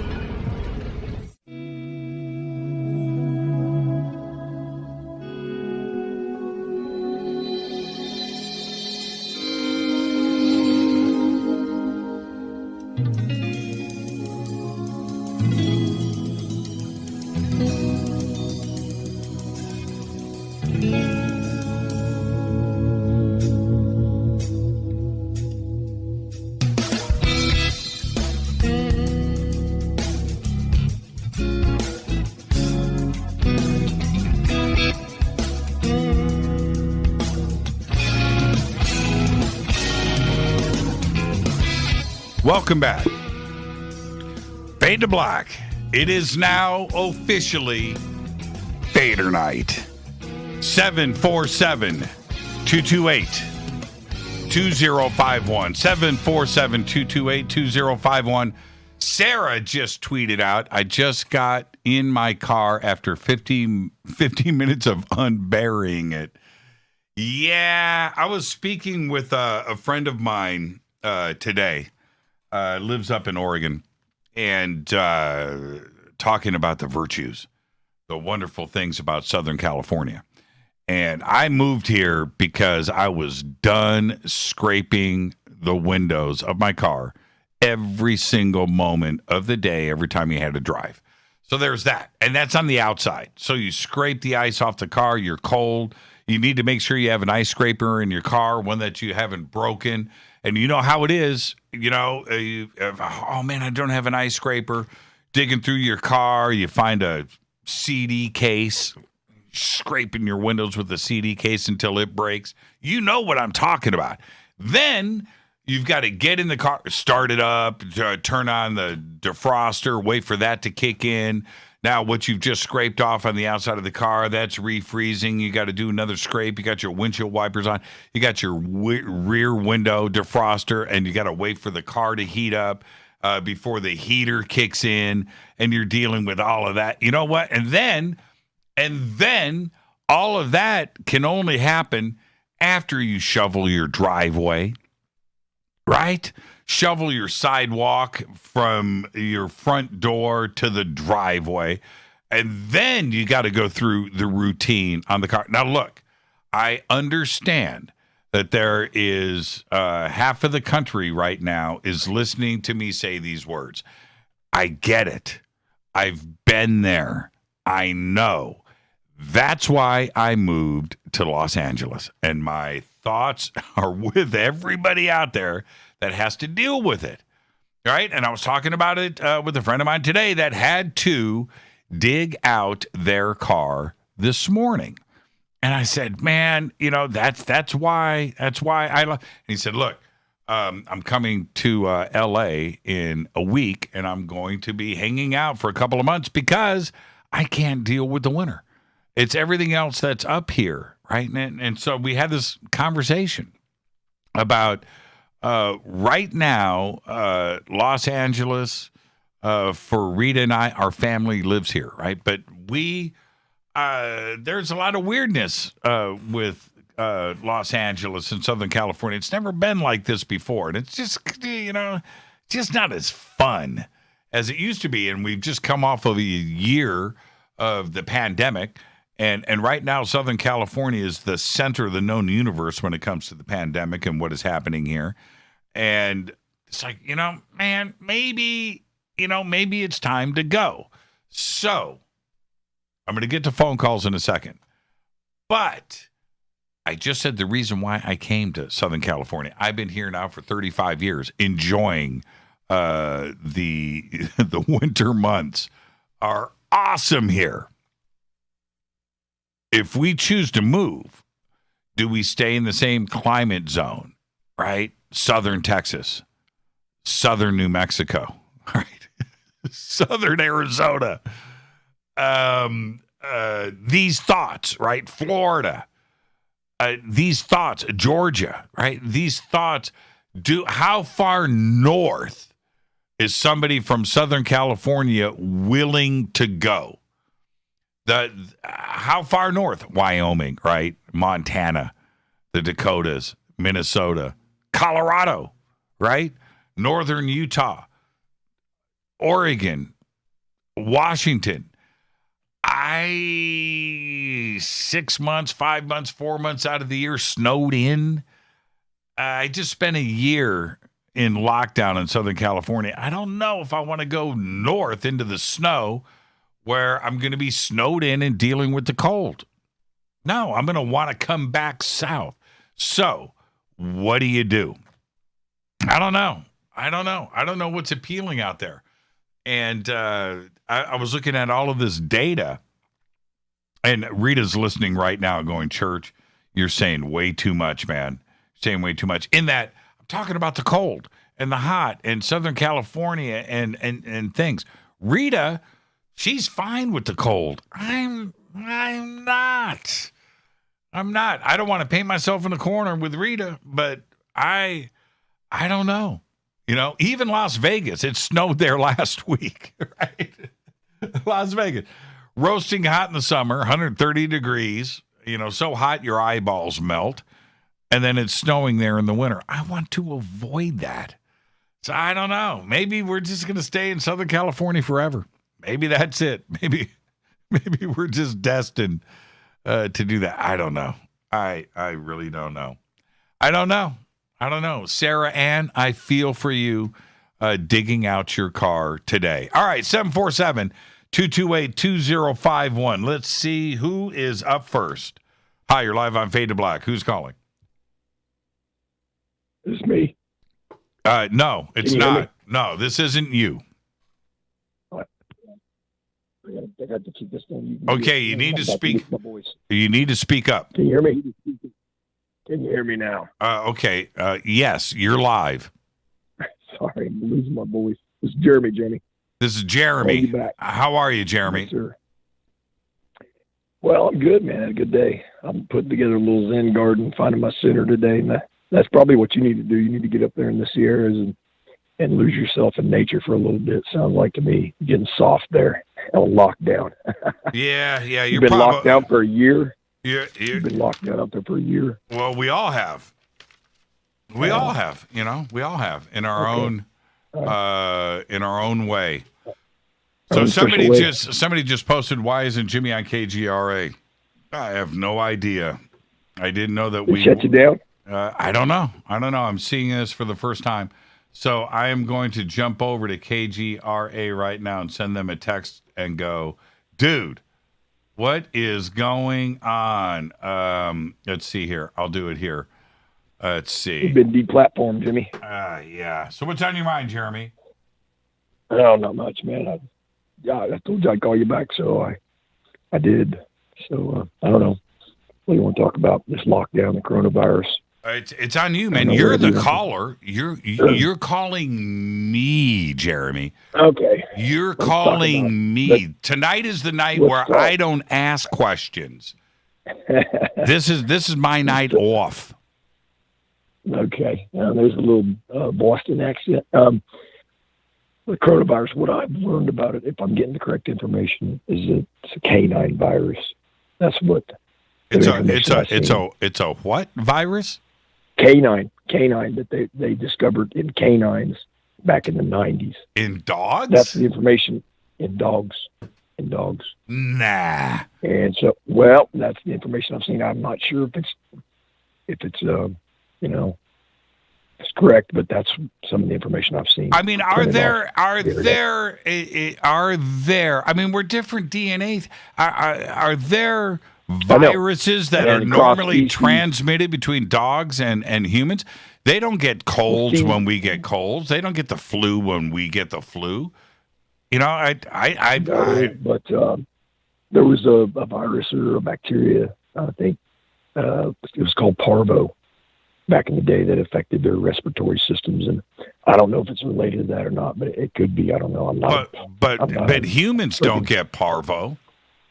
No, I know, but what I'm saying is sometimes viruses cross species, and if the information I got is correct, then what a better way to get to us than to put a virus that can into our dogs that can spread to us, or vice versa, you know. Well, so if that's true, then that's pretty messed up. If somebody got in to their microscope and, let's say, spliced a canine virus. Yeah, I mean, but that's deep level conspiracy type stuff. But I don't know. I don't know. I'm not a scientist. So. Yeah. But it's a theory. You never know. I don't know, man. I mean, there is rabies. I get that. I get that. I mean, if a human has rabies and they bite their dog, does that, okay. So there's rabies, but the common cold and that type of virus and the coronavirus, I don't know. But okay, let's look at the HPV, human papillomavirus. What I don't know for sure, because like I said, I'm not a scientist, but HPV, I believe, I don't know if it's true or not. I think it's a virus that was spliced with a bovine virus, and then it was tested on humans, and you know how HPVs ravage, especially the female population. So I don't see why it couldn't be done with the canine virus. All right. I think it's dangerous. If that's true, it's really dangerous. Okay. Well, you're losing your voice, and it's probably best that we just let this conversation go over to Twitter, and we will see what. There's a lot of smart people that listen to this show. Yeah. All right. Thank you, Jeremy. Enjoy the rest of your night, my man. You too, man. Have a good night, Jimmy. Yeah, you too. Okay. All right. So coming in, all of this talk about canine coronavirus on this show is going to get us shut down. Canine coronavirus disease, VCA, Animal Hospital, canine coronavirus. Okay, but can this get transmitted to humans? And we're going to go and get this show investigated by all of the automated voice detection software that's running out there, looking for keywords like canine coronavirus infecting humans. And the next thing you know, I don't know. I have never heard that before. But I don't know any. I know nothing. My dog got sick from me. Okay. All right. Okay. It's coming in. There are a lot. Yeah, but the point is, specifically the coronavirus, can that go? I understand that canines and other bats get coronavirus. I get that.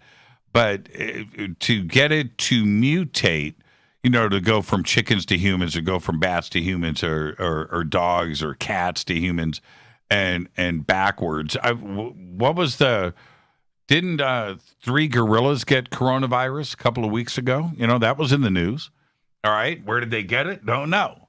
So there you go. Let's see. I've seen commercials that are encouraging you to get your pets vaccinated. I've seen those.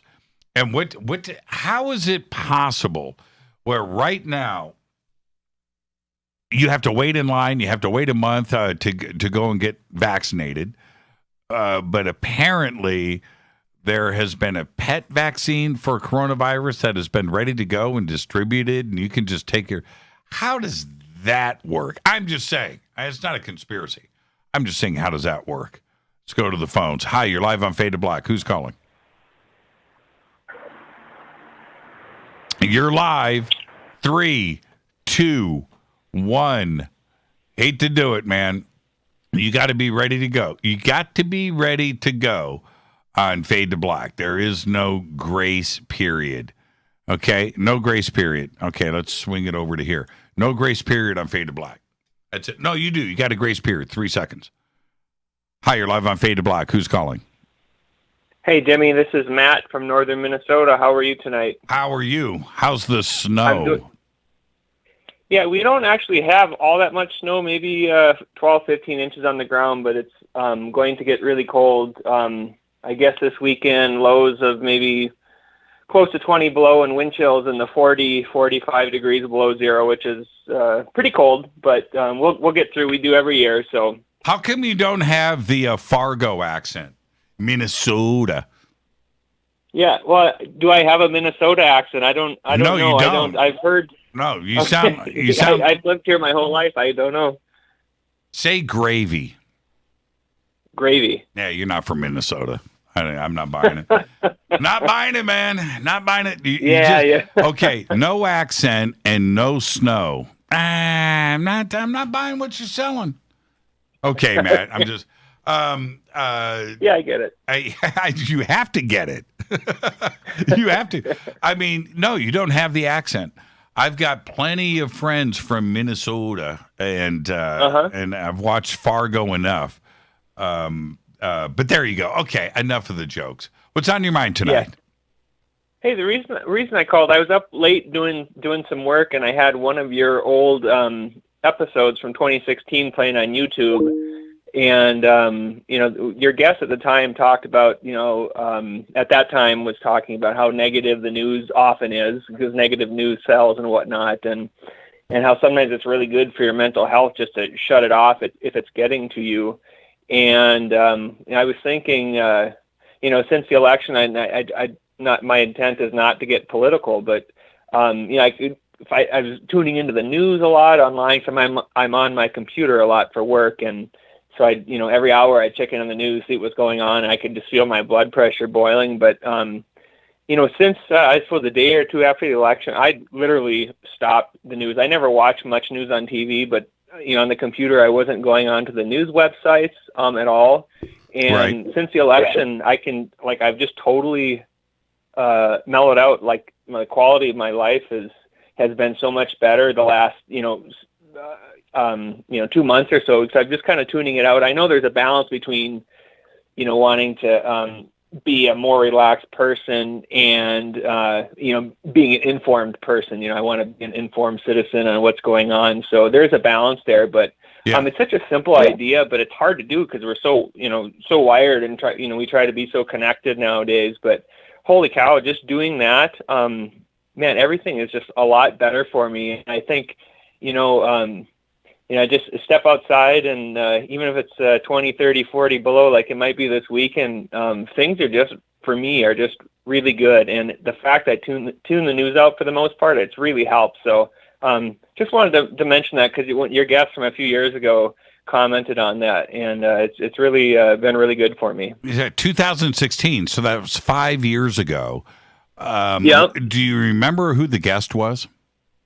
Yeah, I still have that tab open on my computer. It was Joshua P. Warren from July 6th of 2016. It was episode 485. Yeah, crazy. Not only, that's 5 years ago, number one. Number two, that we were talking about that then. And I kept, when I noticed the changes in me that you're talking about, and it's crazy when you experience it, right? But I say it all the time. I'm like, okay, look, man, I try to do my community service, to do these public announcements, to talk about this. This was before where we are now. It was 5 years ago, man. 5 years ago. Yeah, that's crazy. And I felt it. And when you think about how crazy the news has gotten since then, and what has happened to this country, I can only say I warned you, and I can only do so much. I can't go to your house and turn off the news for you, right? I can't do that.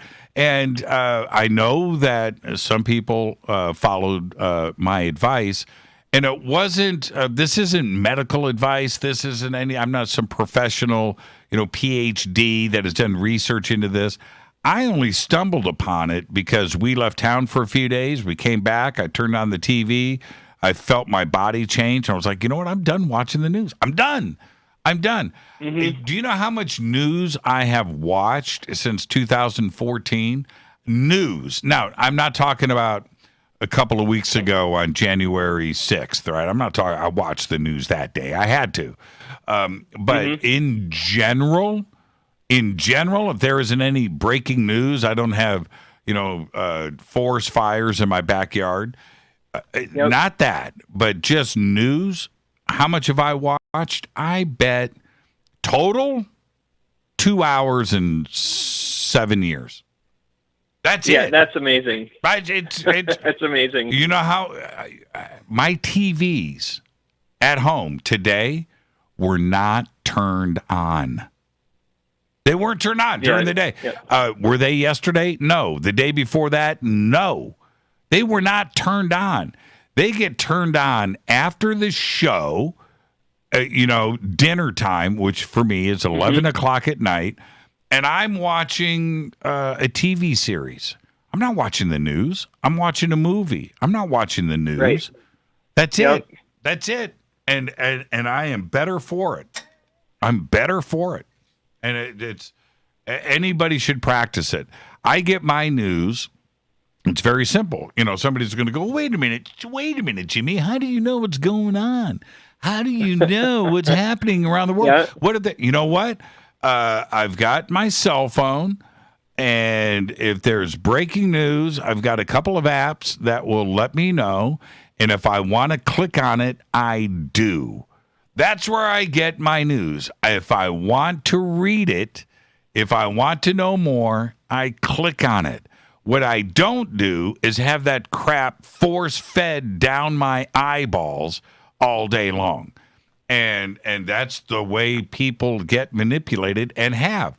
Whether it's CNN, Fox, MSNBC, BBC, RT, I don't care where you're watching your news. That is being forced on you. You're not selecting what to see. They're selecting it for you. Yeah. That's not the way to go, man. That's not the way to go. Yeah, I agree. I was just thinking, it's just an anecdote. My dad's in his 70s and he's retired, and he watches a lot of news. I don't want to say it's all day, every day. That I don't know. But when I visit with him, you can just tell it's toxic. I mean, it's on his mind, and I know it brings him down. And just the way what he talks about and his attitude is pretty poor. And I think a lot of it is because he's just glued to the TV, and maybe he's got nothing else to do. I don't know, but and I feel a little bit bad for him. Because he's my dad. Of course, I love him, but I don't know. I would just suggest for folks that if you feel your blood pressure going up, give it a day, try a day, and don't look at the news, and just see if it makes you feel a little bit better. It's made a really big difference for me. Again, there's that balance of, I want to be informed too. But, I guess, and, frankly, most of the news that's out there, most of it has a little effect on, me and, day-to-day living and the life that I live. So maybe that's a little bit of a selfish way to think, but it's not. It helps me. So it's not selfish at all. And there are ways to stay informed. Just choose what you want to do. Choose what you want to read. Make the choice. Don't sit in front of Fox, CNN, Newsmax all day long like a lemming, in a vegetative state, just getting force-fed something. You do not. No. Stay informed, but don't do it with the television. Don't do it. Don't do it. Yep. And there you go. I don't want to hog the line. Just one last thing, and then I'm gonna then I'll let you go. I really appreciate the time, Jimmy. But I think you probably heard other people say this. But if you were if you woke up one day and your only connection to the outside world was watching the news on TV, you'd think the world was coming to an end. But if I step outside and I haven't seen the news for 3 days, you'd think the world is perfect. That's right. And my perspective has really changed. So anyways, that's it. I've taken up a lot of your time. Jimmy, thank you for your time. I will continue to listen. Appreciate the show. Thank you, Matt. Now go hang out in Minnesota. Go hang out in Minnesota. Yep. Go shovel your driveway. Hey, I already did that tonight, and I've never seen Fargo. No kidding. Yeah, see, you're not from Minnesota. All right, man. Enjoy your night, man. Thank you, Matt. Bye. And just don't do it. Don't do it. Go. Don't sit in front of TV. Don't let it run in the background. Don't let it do it. Nope. You know what I did today? And he brought up a really good point. The same thing I did yesterday. Man, I sat on my patio and I watched hummingbirds in my hummingbird feeder. And just like Matt just said, if you're not listening to the news and you're going outside and experiencing your world, you would think that the world was perfect. I'm watching hummingbirds hang out, battling the bees in the backyard with the desert wren, and that is what you want your eyeballs filled with. Just absolutely incredible. I need a bigger backyard. I need more feeders. I need more bird action. I need a bigger backyard. I need a cinematic backyard. This is Fade to Black. I am your host, Jimmy Church. Let's take our break right here. Thursday night, Fadernight. If you're on hold, I'll get to you. You just stay right there. If you're on hold, I'm trying to see who's coming up next. 747-228-2051. Stay with me.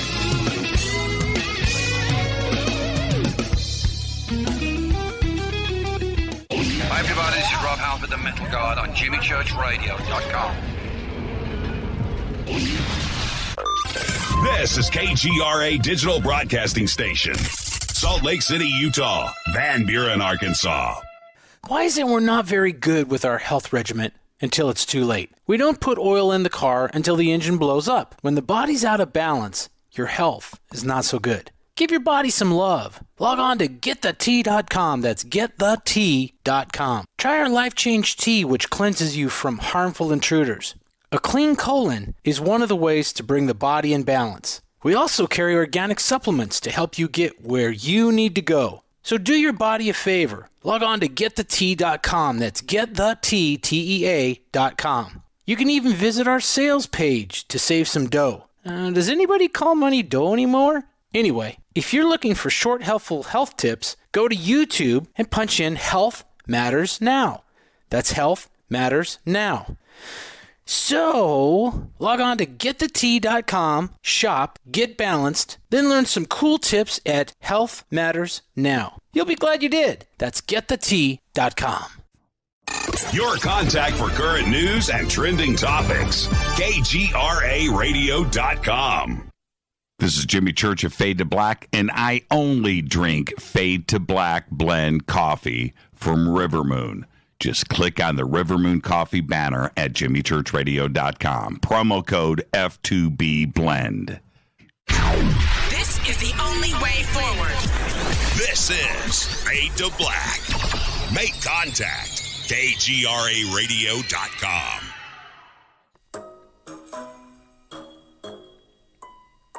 When you're in the house for longer periods of time, you can see them flying or running across the floor. Ooh, yuck. They're unhealthy, gross, and disgusting. Bugs. I loathe bugs. We keep a clean home, but occasionally bugs show up. Well, I found something that is tougher than bugs. Orange Guard.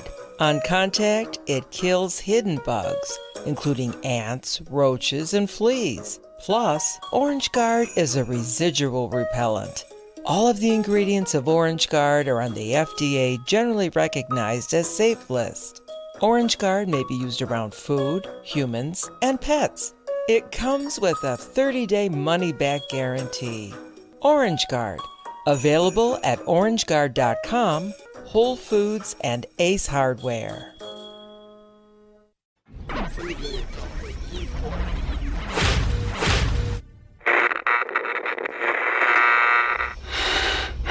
You want to know a secret? I love ponies. I really love ponies. I'm serious. I couldn't stay sane without ponies to brush.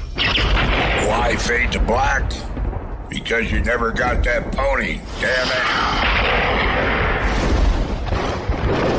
it. This is Fade to Black with Jimmy Church on the Game Changer Radio Network and KGRA, the Global Radio Alliance.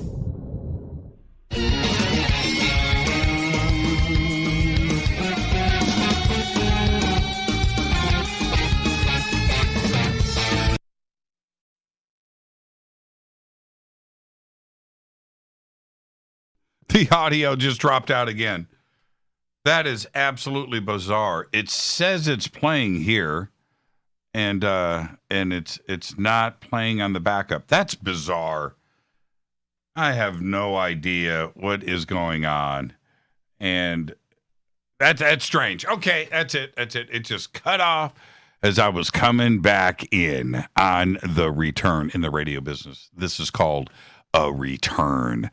This is Fade to Black. I am your host, Jimmy Church. Thursday night, Fadernight, open lines all night long, 747-228-2051. That's the second time that has happened in 8 years, number one. Number two, second time in a week. Not the same break, though. Yeah, bizarre. Throws me off. 747-228-2051. Conscious Life Expo. It is Fadernight, but we just did our Conscious Life Expo 2021 special preview event with Robert Quicksilver, his first time on the radio. Could you tell? That was awesome. Love Robert. He's the best. And Serena Wright Taylor. I want you to go to consciouslifeexpo.com. We have banners, everything over at jimmychurchradio.com. We have everything throughout social media, including Twitter tonight. All the links are there. Go and check out everything, the schedule. And Robert has got it set up, Robert and the team, a very cool way of being able to see whatever you want to see. So go and get your tickets and passes. I'll be hosting all weekend long. There is no rest. I can't wait to see what I'm like at the end of the night Sunday. It's going to be like Jerry Lewis during the telethon, right? He's fresh as a daisy at hour one. So there you go, consciouslifeexpo.com. Let's go to the phones. Hi, you're live on Fade to Black. Who's calling? Hi, Jimmy. This is Malcolm down here in Southwest Florida. How you doing, man? I'm doing good. How are you, Malcolm? I'm okay tonight. You know, I'm still alive. The coronavirus hasn't got me yet. I just wanted to mention before I move on to what I want to do is I want to give quick reviews of a couple of movies I've seen recently that relate to things paranormal. But I just want to mention that I heard on NPR this morning that Albert Hale of the Navajo Nation had died. He was the president of the Navajo Nation when I was out there working as a reporter. And he was a very fine man who ran into trouble with the tribal council and his old lady, his wife, for allegedly having an affair with his secretary. And it was just kind of oddly parallel to see the two guys. He didn't get impeached, but in order to spare the tribe the trauma of a big trial and everything, he just abdicated, and they went on to the next guy. Okay. And so he was kind of cool about it. All right. What were the two paranormal movies? Oh, well, the first one is The Phenomenon, which I just watched this afternoon with a good friend of mine. Uh-huh. And we were stoked for it. I've been wanting to see this movie ever since I heard about it. And if this movie doesn't make you believe that the government has been covering up the whole subject of UFOs with a thick layer of bovine excrement for 70-plus years, nothing will. But you know what? You know why they're doing it? You know why they started doing it in the first place? Why? Orson Welles, War of the Worlds, 1938. Only 9 years before Roswell. And all that stuff went down. That's fresh in people's minds. Yeah, that's interesting. Well, yeah, I'm surprised. No, so many people across the whole country were frightened by that broadcast that Orson Welles had to go in front of newsreel cameras the next day, which was the equivalent of going on, the morning TV shows here, and apologize and said, we just wanted to have a little fun and give you a little surprise. And we never anticipate this. Anyway, the phenomenon is real. I mean, it is dense and it is expertly edited and it has beautiful cinematography in it. And they have access to a lot of archival materials I've never seen before and really astonishing facts and things. It's just a beautiful, convincing film from beginning to end. Yeah, it's a tremendous watch, and there is enough new information out there for members of this community that have been following ufology and cases and people and abductions and sightings and footage and images, where you think that you've come to the end of the line and you've seen and experienced everything. And then you go and watch a film like Phenomenon that brings so much new information out. For somebody like me, I don't think there's a moment where I'm going to go, wow, right? But the Phenomenon did that for me quite a few times throughout. I had several jaw on the floor moments there. So now, and I've been into this ever since I was a kid. My dad was a radar engineer, for crap's sake, and he had books by Dempsey and Ruppelt and Kehoe on his bookshelf, and I've got them now. Yeah, there you go. I got a Kehoe book right in front of me. Okay, what was the second film?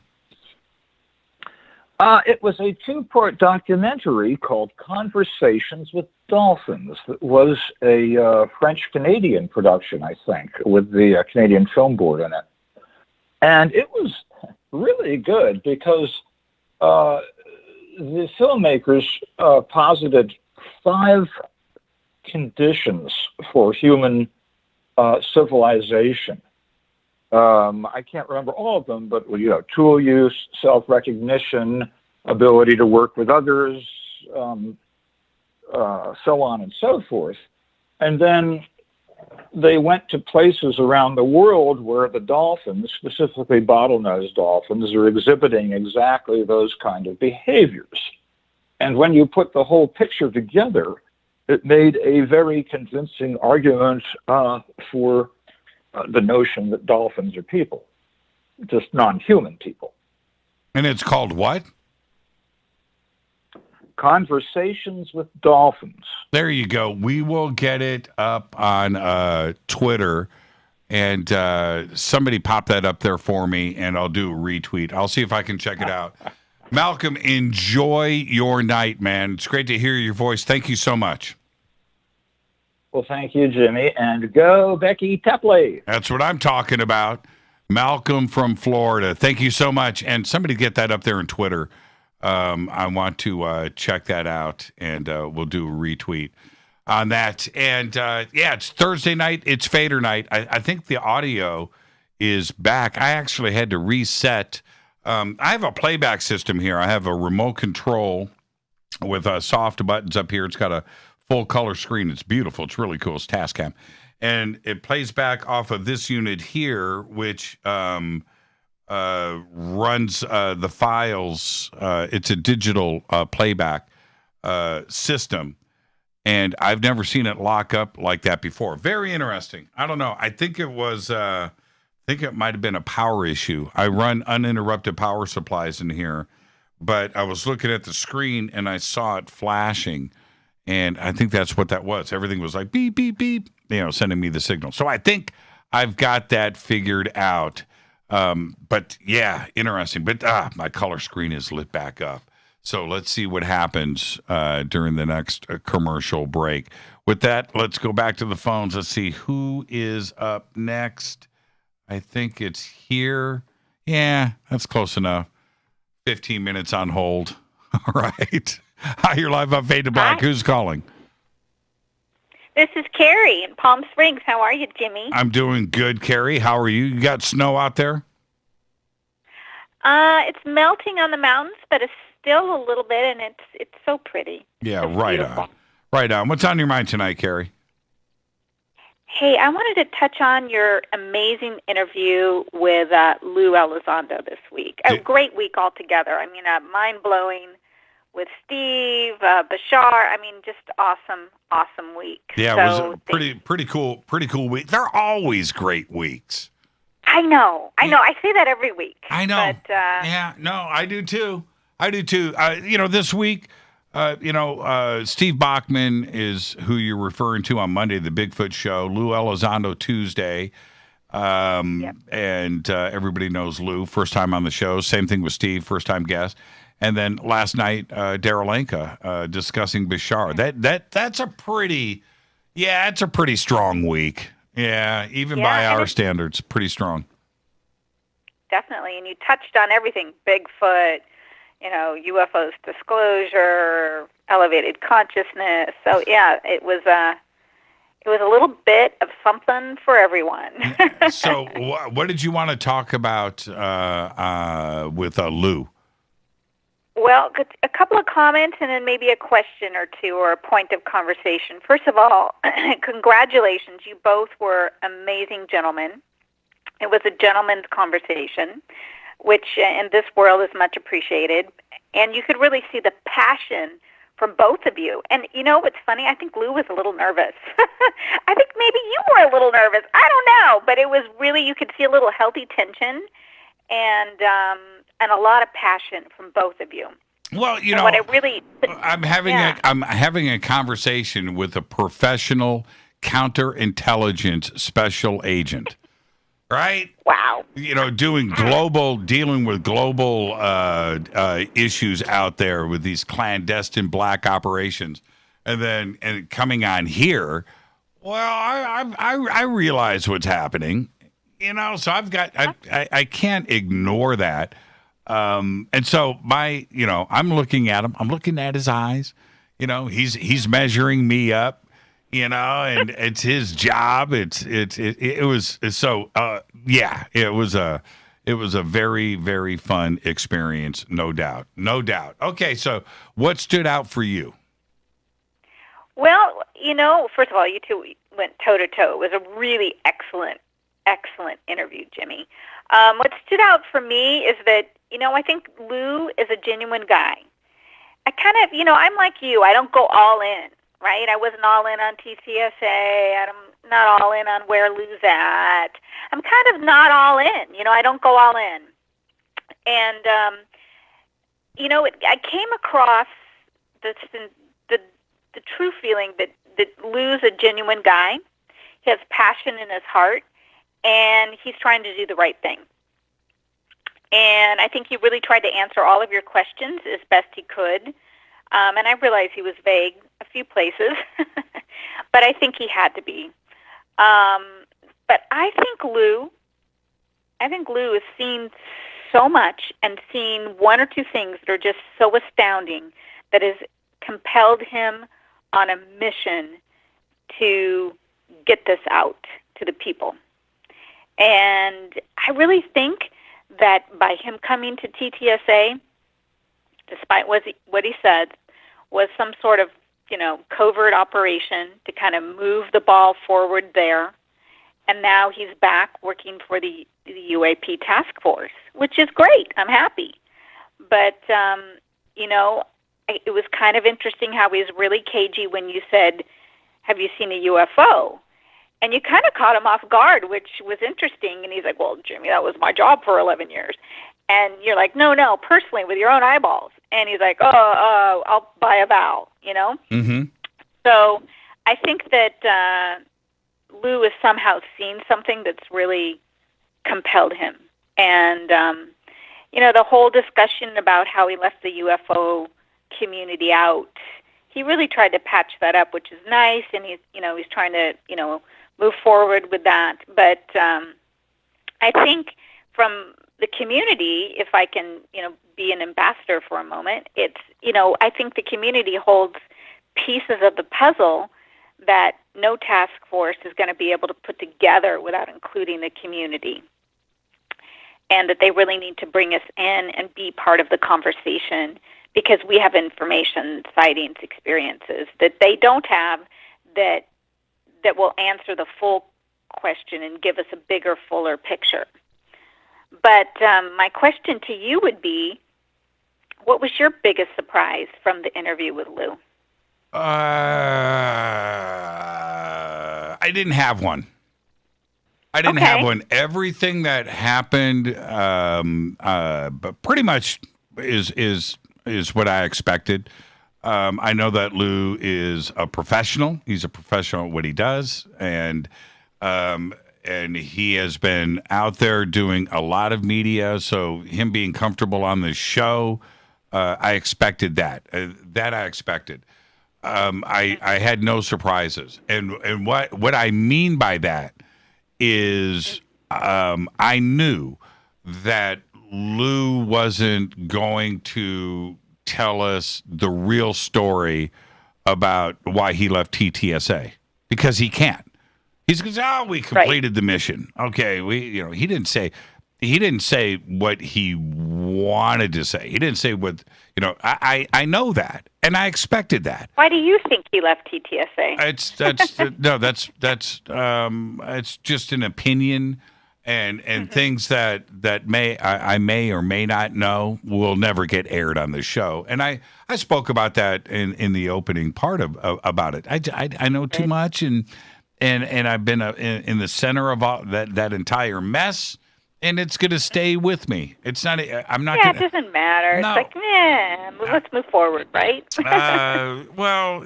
There's that too, but there's got to be a level of trust with everybody out there that I'm not going to go and run I'm not a drama king. I could care less about it. But okay, so back to the point. Did I think that Lou was going to make a big disclosure about what the Pentagon knows, what the president knows? No, he's not. I can only ask the questions. Does Lou know those answers? Probably not. Probably not. I don't think I don't think that Lou knows any more than anybody else, and that includes you, Carrie. There is no. Listen to what I'm saying, okay? Anybody that is in the know, has not spoken in public. Anybody that is in the know, that has the real data, it's not Lou. It's not Kit Green. Kit Green don't know crap. Eric Davis? Does Eric Davis? No. Eric Davis doesn't know nothing. He wouldn't be out there talking about it. He wouldn't go and put a paragraph in the New York Times that says, I told the United States Senate that we have crash flying saucers. Dude, if that was the truth, it wouldn't be in the New York Times. It's that simple. It really is. So what I am saying, and I'm not taking anything away from Lou and what he's trying to do, or Hal Puthoff, or Kit Green, or Jim Semivan, or Eric Davis. I'm not taking anything away from those guys. If they want to push the agenda forward and get people talking about it, great. Have they seen a crash flying saucer? No. Have they seen little green men? No. Have they seen video, pictures, evidence? No. They would not be out there talking in the public about it, period. And that includes Lou Elizondo. That includes me. Anybody in the know is not talking. We do not know who they are. We do not know their names. Period. And I've said this to all of those cats. I've said it to every researcher out there. I've said it to them privately on the phones. Don't hand me this like you're in the know. You don't know nothing. You don't know any more than anybody else. And you don't know anybody that knows. You don't. You don't. I don't. Now back to your point. Okay, back to your point. The civilian side of things, the Carrie in Palm Springs, the Jimmy in Burbank, we have our experiences. We have seen things. The UAP task force is there to talk about the military side of things, what the military knows. They're not interested in my beer can because they can't. They can't. Right. And the civilian world, we have seen, we have documented, and that's kind of like, for me, it's confirmation, and for others, it's answering questions for them, and now they have an emotional reason to get involved in the UFO community and listen to Fade to Black and call on the show and share their experiences and their sightings. That to me is equal to and maybe more powerful than David Fravor. Somebody wants to say, well, David Fravor is a professional pilot, man. He's in the military, he's in the Navy. Yes, he is. But what he saw in his testimony is not stronger than what I saw. And sitting next to me when we saw the beer can is Steve Murillo. He's a former fighter pilot, graduated from the United States Naval Academy. What he saw with me isn't as powerful and as valid and is equal to David Fravor. I call BS. Anybody that wants to, well, man, we're talking about a naval group. I'm talking about my eyeballs. I don't need those guys, and the UAP task force, that's the military side of things, what they present to the Senate. Okay, it may or may not happen, but when it does, we'll take a look at it. Cool. That's the military side of things. I have a guest over at my house, Carrie, and I mean this. I have guests over, and we'll just sit and we'll share our experiences and talk, and it's incredible. It's incredible. It's incredible. Love to be a fly on the wall there. Well, but it's just as valid as anything else out there.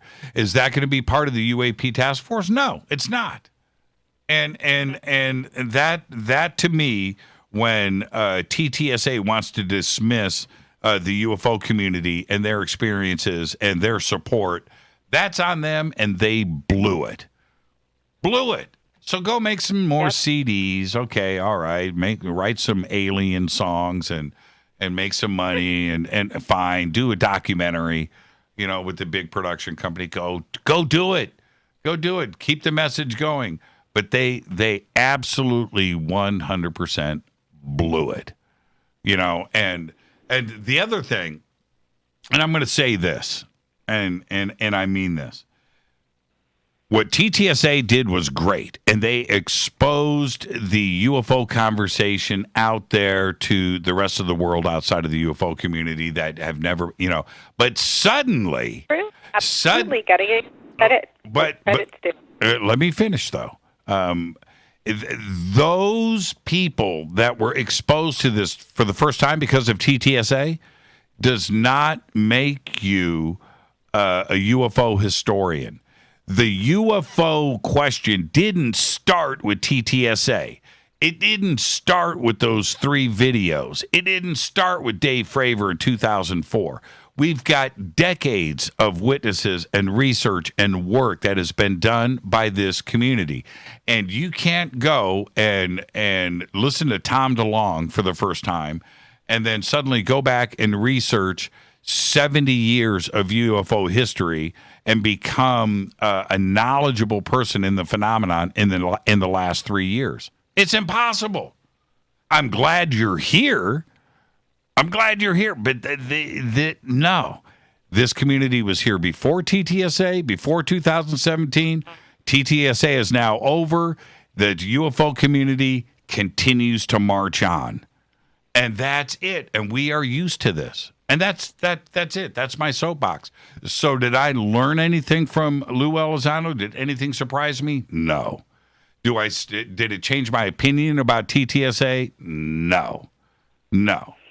Everything that TTSA was set up to do from that standpoint of a CIA, Pentagon, security agency point of view and a military threat point of view, that was that's it. That was their perspective. So do I think it was disinformation? It was set up from the beginning. From the beginning. And it worked on a lot of people. It did. So that's it. Right. You know, and I'm glad for me to be able to say to everybody, Carrie, don't go all in. Let's give it a couple of years, and then we'll see what's up. Well, you know what? 3 years went by, and they pulled up stakes. Right? That's it. That's it. Right? You and I are still talking. Fade to Black will continue. The Fadernights are rolling out. That band broke up. That's it. Right? That's it. You know, it's the famous words of Mick Jagger. I think it was Mick Jagger. It might have been Keith Richards, Mick Jagger, and Rolling Stone. They said, hey, how do you explain the success of the Rolling Stones? Dumbest question ever from a journalist. Right? What are you expecting Mick Jagger to say? It's our wonderful songs. It's the way we write. It's me and Keith playing off. It's the magic. You know, is that what you're expecting? No. The truth is, Mick Jagger said, we didn't break up. We kept going. We kept going. Up. The band didn't break. The band stayed together. That's the success. Right? There you go. Right. All right. Carrie, I love it, Jim. Enjoy your night. Great conversation. Thank you so much. Thank you. Carrie in Palm Springs. You know what? That's a call I will always take. Right there. This is Fade to Black. I am your host, Jimmy Church. Let's see. Are we good? Are we good? Yes, we are. We are good. It's Fade to Black. Thursday night, Fadernight. Open lines all night long. 747-228-2051. More of your phone calls are next. We got one segment left. I'll be right back.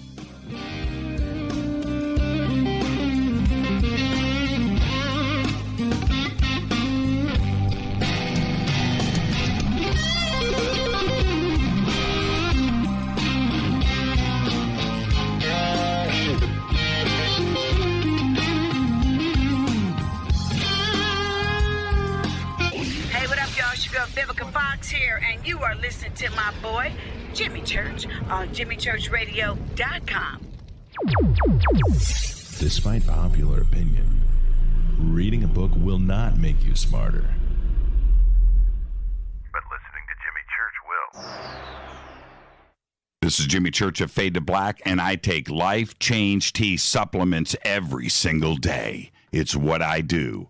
Click on their banner at JimmyChurchRadio.com. When you take the beans from Central America with dashes of Indonesian and African mixed in and then roast it to the dark side of Fade to Black, you create the ultimate brew of fringe. Introducing the Fade to Black blend from River Moon Coffee. Yes, River Moon's darkest customized roast was created for the love of Fade to Black. The alchemy of masterful roasting and smoking the beans is in every sip of this full-bodied dark Java. I need my coffee dark, deep, with distinct bittersweet chocolate highlights, just like the bunker. Leaning further into the darkness of the roast is Fade to Black blend from River Moon Coffee. Just click on the banner at jimmychurchradio.com and use the promo code F2BBLEND for 15% off of your order today. Hello, my name is Billy Carson, and I am a best-selling author and the founder of ForbiddenKnowledge.tv. Together with my team, we have built an all-new conscious streaming TV platform designed with every family member in mind. If you have ever wanted to travel the world and attend lectures and workshops from your favorite speakers but weren't able to, look no further. ForbiddenKnowledge.tv. There are dozens of workshops and lectures from speakers you know and love. We have also included amazing categories to assure that your consciousness is entertained and elevating on a daily basis. Amazing interviews, ancient history, ascension knowledge, wisdom teachings, documentaries, conspiracies, mysteries, health and fitness, conscious cooking, meditations, finance, yoga, and so much more. To start your free trial on any mobile device or computer, surf to ForbiddenKnowledge.tv. That's Forbidden Knowledge with the number 4, ForbiddenKnowledge.tv. Again, visit ForbiddenKnowledge.tv today. Are you intrigued by Paranormal Talk Radio? You'll love the new Paranormal Radio app from TalkStream Live. You'll find a great selection of talk shows covering UFOs, ghosts, strange phenomena, and much more. Download the Paranormal Radio app now and start listening to the very best in paranormal talk entertainment, including the network you're listening to right now, the Paranormal Radio app. Free in Google Play and the iOS App Store. Erica, Brittany, Gabby, and you're listening to JamieChurchRadio.com. It's not a lifestyle we chose. We were born this way. KGRARadio.com.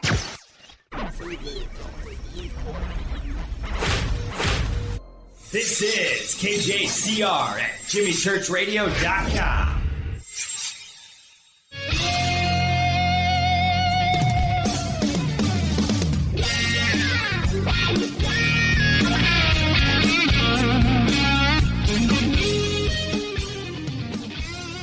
Welcome back. Fade to Black. I'm your host, Jimmy Church. Thursday night, Fadernight. See, we got Fadernight in. 90 minutes of your phone calls. Love it. Absolutely love it. It's the best night on radio. And again, Conscious Life Expo, consciouslifeexpo.com. We've got all the links up. Everybody just go. Not only support this great event, but everything that Q and the team had to do to adjust because of what the state, what the city, Hilton, everything else brought down, having to change and modify and go back. And it was just incredible. The effort that everybody has put in to this year's Conscious Life Expo. Everybody expects a higher standard from Conscious Life Expo. I get that. You're going to see that with this event. So go to consciouslifeexpo.com and get your tickets. And again, I'm going to be hosting all weekend, so you get to see me for 3 days degrade. Let's see what I'm like. Sunday night, River Moon Coffee. Let's go back to the phones. Hi, you're live on Fade to Black. Who's calling? Hi, it's Lorianne. How are you? It's who? Lorianne. Hi, Lorianne. How are you? Where are you calling from? Toronto, Canada. All right. What's on your mind tonight?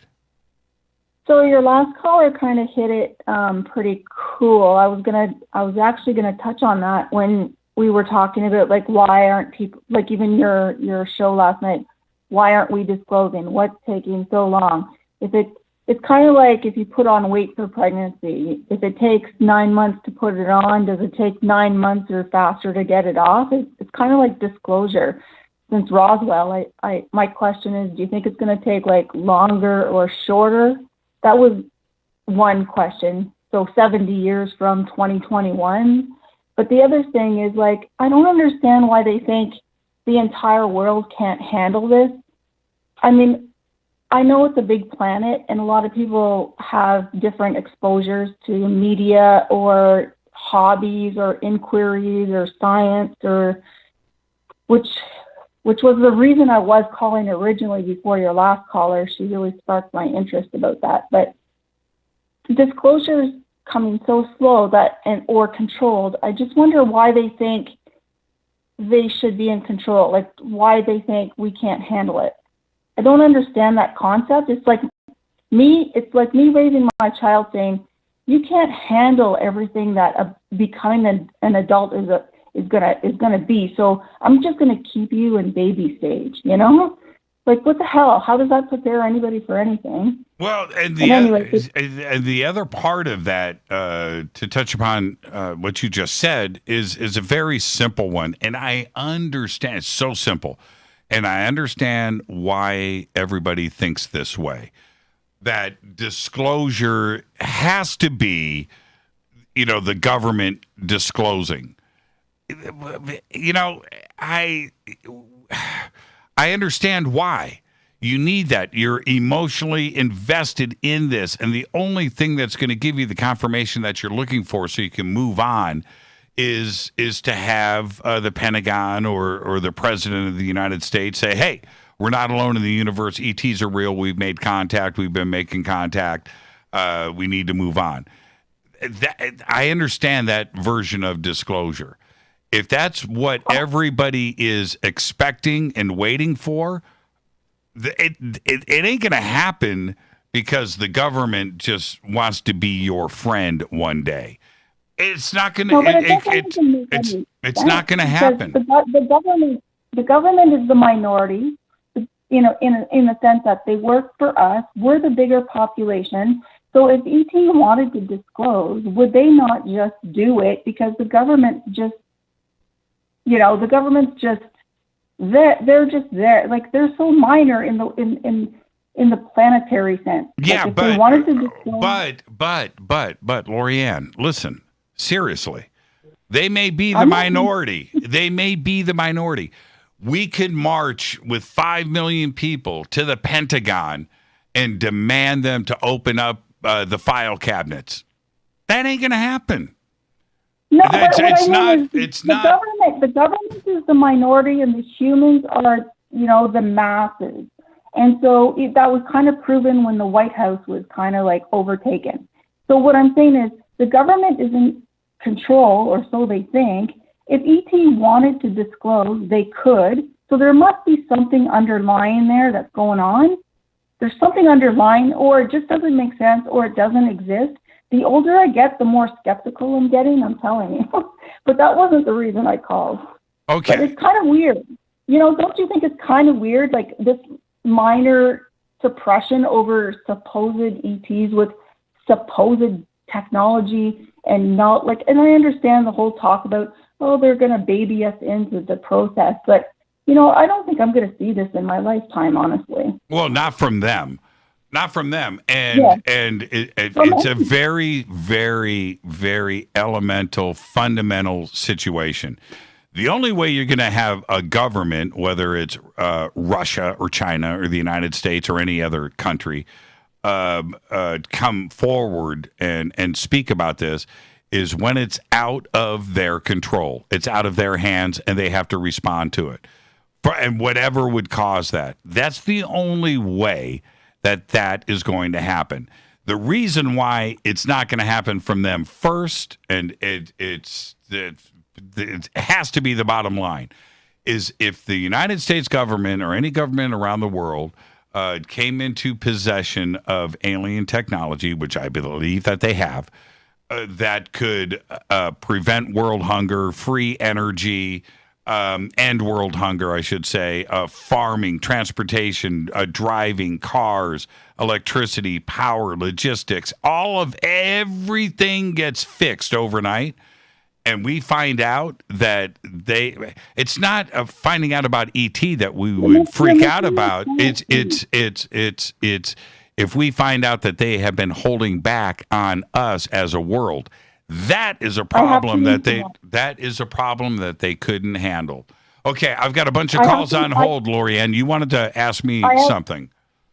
that wasn't the reason I called, but anyways, I just wanted to say, like, if we get into SpaceX and Lex Friedman and people who actually talk about rocket science and physics, it makes a lot more sense for humanity to be thinking about these kind of things as a whole, and not the minor government who thinks they have some sort of control over the growing younger generation who are becoming way smarter. They are figuring shit out, and they're fighting back. There you go.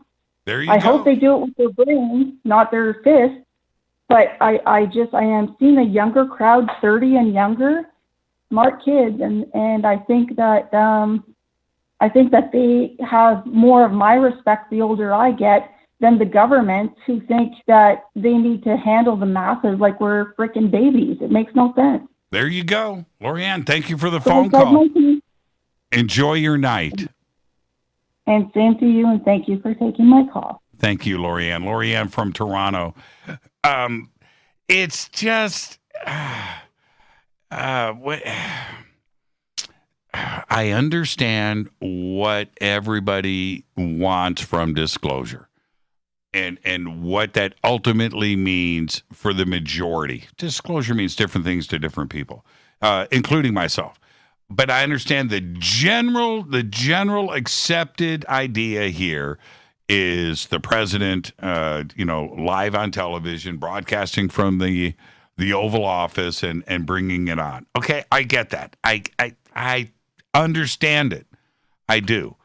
Just you can't expect that. And the only way that would happen is if something forced the White House's hand. That's it. I don't know what that could be. And I talked about that list so many times. What that list, what could, tip the cards. There's so many. I don't have the time to go into that tonight. But that's really it. That's it. And if you're waiting for that to happen voluntarily, nah. It's going to be like as in never. Let's go back to the phones. Hi, you're live on Fade to Black. Who's calling? Hi, Jimmy. This is Kay calling from Detroit. How are you tonight? I'm doing good tonight. How are you? I'm doing great. It's a little past midnight in Detroit, so it's officially my birthday. Oh, happy birthday. Happy birthday. Thank you. I wanted to give a shout-out to all the Fadernights and start my birthday out right. So I'm glad you took my call. Thank you. Yeah, right on. Happy birthday. 29, right? 29? Absolutely. That's what I'm talking about. Holding at 65. I gave him up at 65. Well, I'll tell you what, it's been a fun road. So everybody that's called in tonight has pretty much talked on all the subjects that I had to mention. It was really synchronicity. So I'm just going to continue on with the Conscious Life Expo that I've watched on video the other episode or the other times that they had it, and I just thought, well, it'd be great if I could be there. I wish I could go. I want to go so bad, and now they're having an opportunity where you can actually go virtually, which isn't as good, but through our technology and everything that's happened in the last year, all the technology that we have available is being used in different ways, and people are becoming innovative with it, so things happen for a reason. Yeah, things happen for a reason. I have... but it happens. I know, right? Out of all the conferences that I have done, I have never watched one.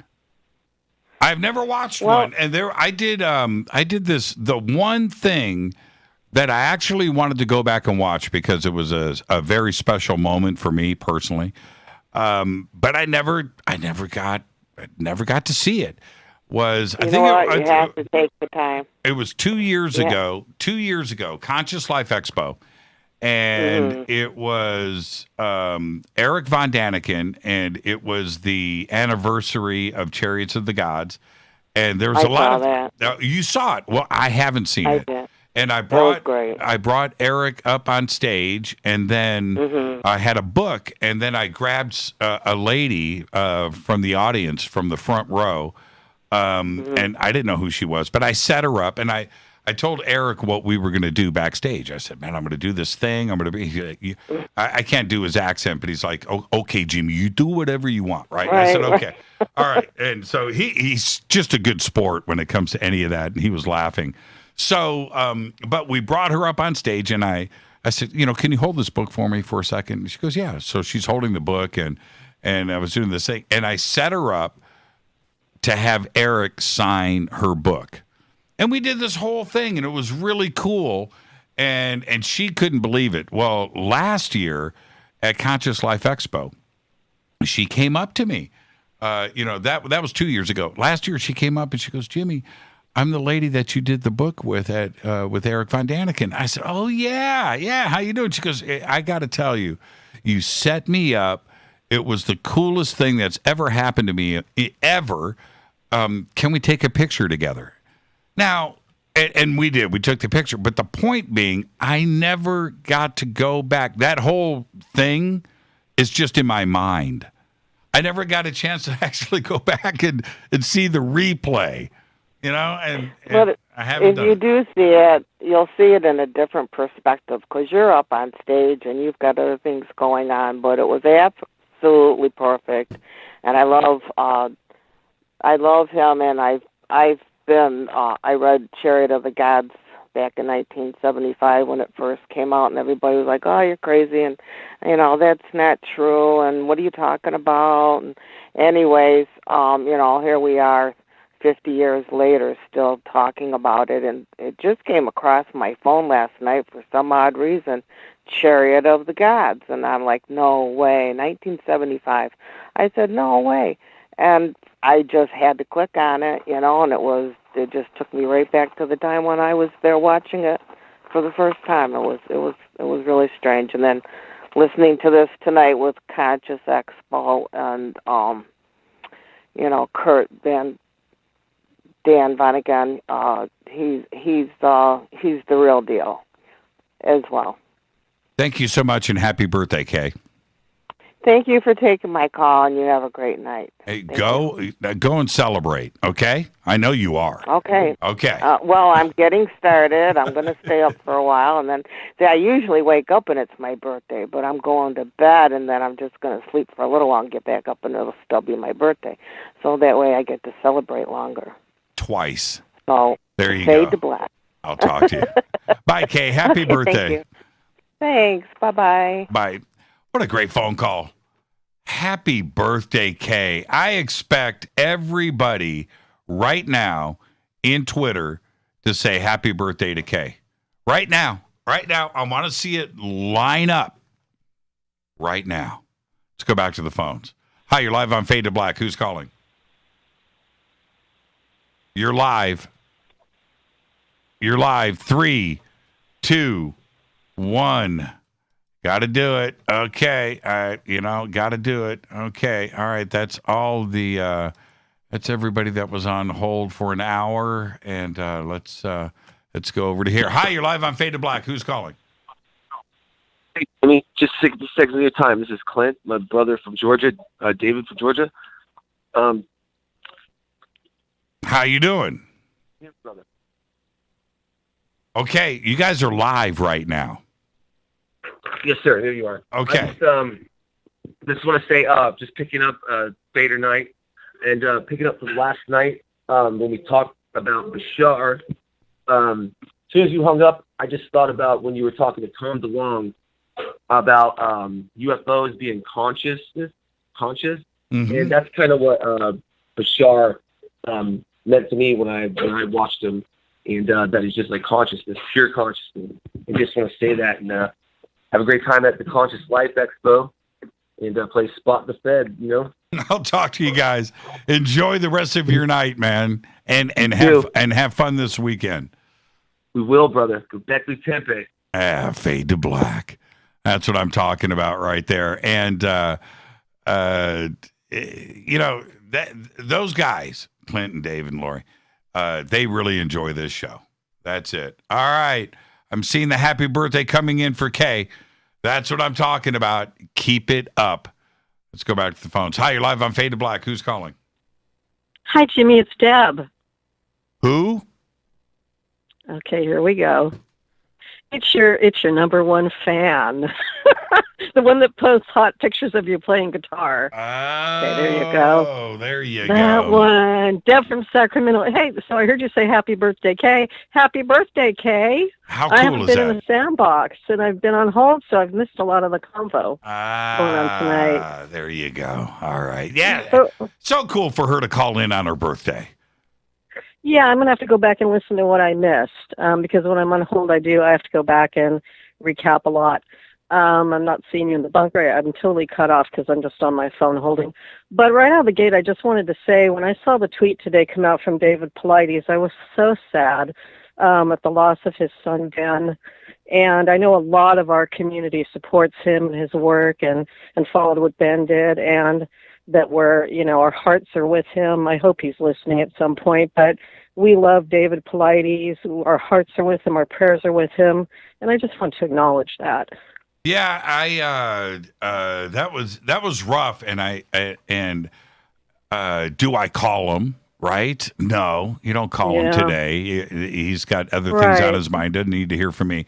And then, okay, so do you text? And then what do you put in a text when this is what is being dealt with right now? Or do you not call, do you not text, and do you not let somebody know that you're aware and you're thinking about them and their family and what they're going through? So what do you do? Well, it's a modern world. I shot him a text.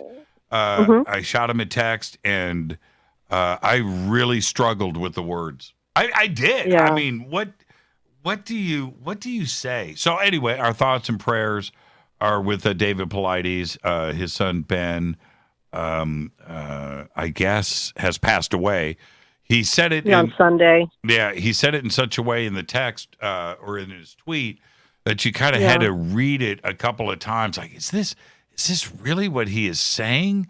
And it was tough. It was tough. But our thoughts and prayers are with the Paulides family tonight. All right. So what's on your mind? Absolutely. And when I saw that Rita sent out a tweet, it was, short and simple. And then I went in and I read the tweets that were, because he put it on Twitter so people could know. And I read, the context of compared to what I sent and what other people were sending. And I think he just, put it out there so people would know, and we've all acknowledged in a big way, and I'm glad that we have. What's on my mind? Well, I want to go back to the Lou Elizondo interview that you did. I enjoyed your part in it very much. I didn't feel like I learned anything new from him. I'm really putting a pin in it. I have no more interest in TTSA or any show that he has on, the Discovery or History Channel. I've seen all I'm going to see with that, and I'm ready to close that chapter. But I appreciate your deposing him and all of your skills and really putting yourself into it, and that part was really fun to listen to, but I didn't feel like I learned anything new from him. He's very guarded. I understand why, but my interest is just over it. As far as the UFO thing, I mean, I know they're real. Like I told you a long time ago, I saw my first one when I was 15. But that's the only one I'd ever seen up to a certain point. And then about 8-9 years ago, I was working at FedEx, and I worked there. I didn't do the shipping. I worked graveyard, and I ran production. And production is basically anything you would use in a trade show: banners, booths, manuals, advertising, anything you can imagine we produced. And I was working with a kid. He was 19 years old, named Evan. And we were being trained together because he was going to run one store and I was going to run another one. And he's 19, I'm older than him. He's got the tattoos, the pierced ears, the spiked hair, the whole bit, right? I'm thinking, what am I going to have in common with this guy? But I never prejudged, we worked really well together. And one night we were running a manual, and we always have to review the proof before we print it. And this one was like 300 pages. It was a government manual.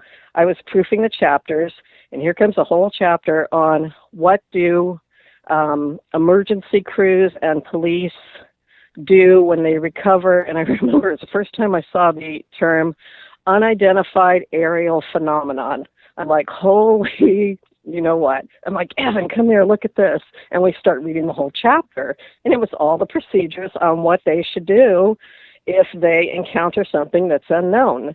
And the wording was, of course, worded very carefully because they can't say aliens, or they didn't use the word UFO. But they were talking about any unknown origins or phenomenon or whatever, and they did use the word phenomenon. And so we read it and we were devouring it, but we weren't allowed to take a copy of it. But it opened up a whole conversation between us. And man, after that, we got on like a house on fire. He's like, I've been seeing these things all my life. Look at this. He opens up his phone. He sees them all the time. He's got video after video after video of UFOs that he, I guess he's being followed. And he had a ton of them. And so I was watching these videos and looking at all these clips, and I'm like, holy crap, and then that's how we connected, and we're still friends to this day. And he was also a musician too, so it was like, we had a lot in common. But so that was really, really cool, and it made me remember what you said one night about, you never know, you work with people in the building, and all of a sudden you're around that, partition one day, and you see like something, an article posted on Bigfoot or UFOs, you're like, wait a minute. And it comes up, and that connection is made, and you never run out of things to talk about from that point forward. So. Yeah, I know. I keep one of the. I've had so many experiences like that, but one of the coolest was, and I think I've told the story before. If I have, you got to hear it again. But I'm in my dentist office, JJ, my dentist. And I'm waiting for my appointment, and something was said, something was seen, something happened.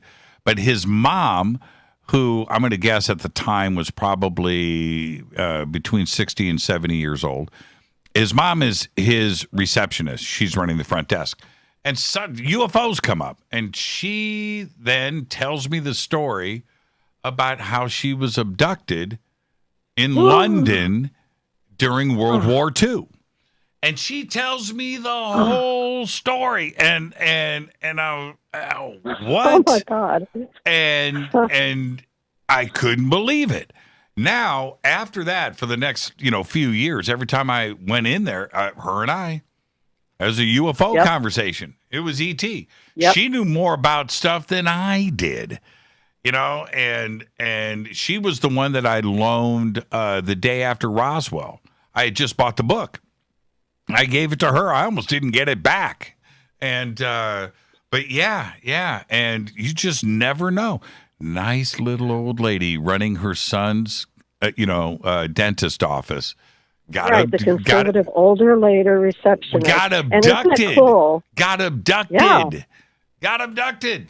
All right. Did she say how many years ago she was abducted? How old she was? It was during World War II. And I think she was, it was in London, and I think she was like 5.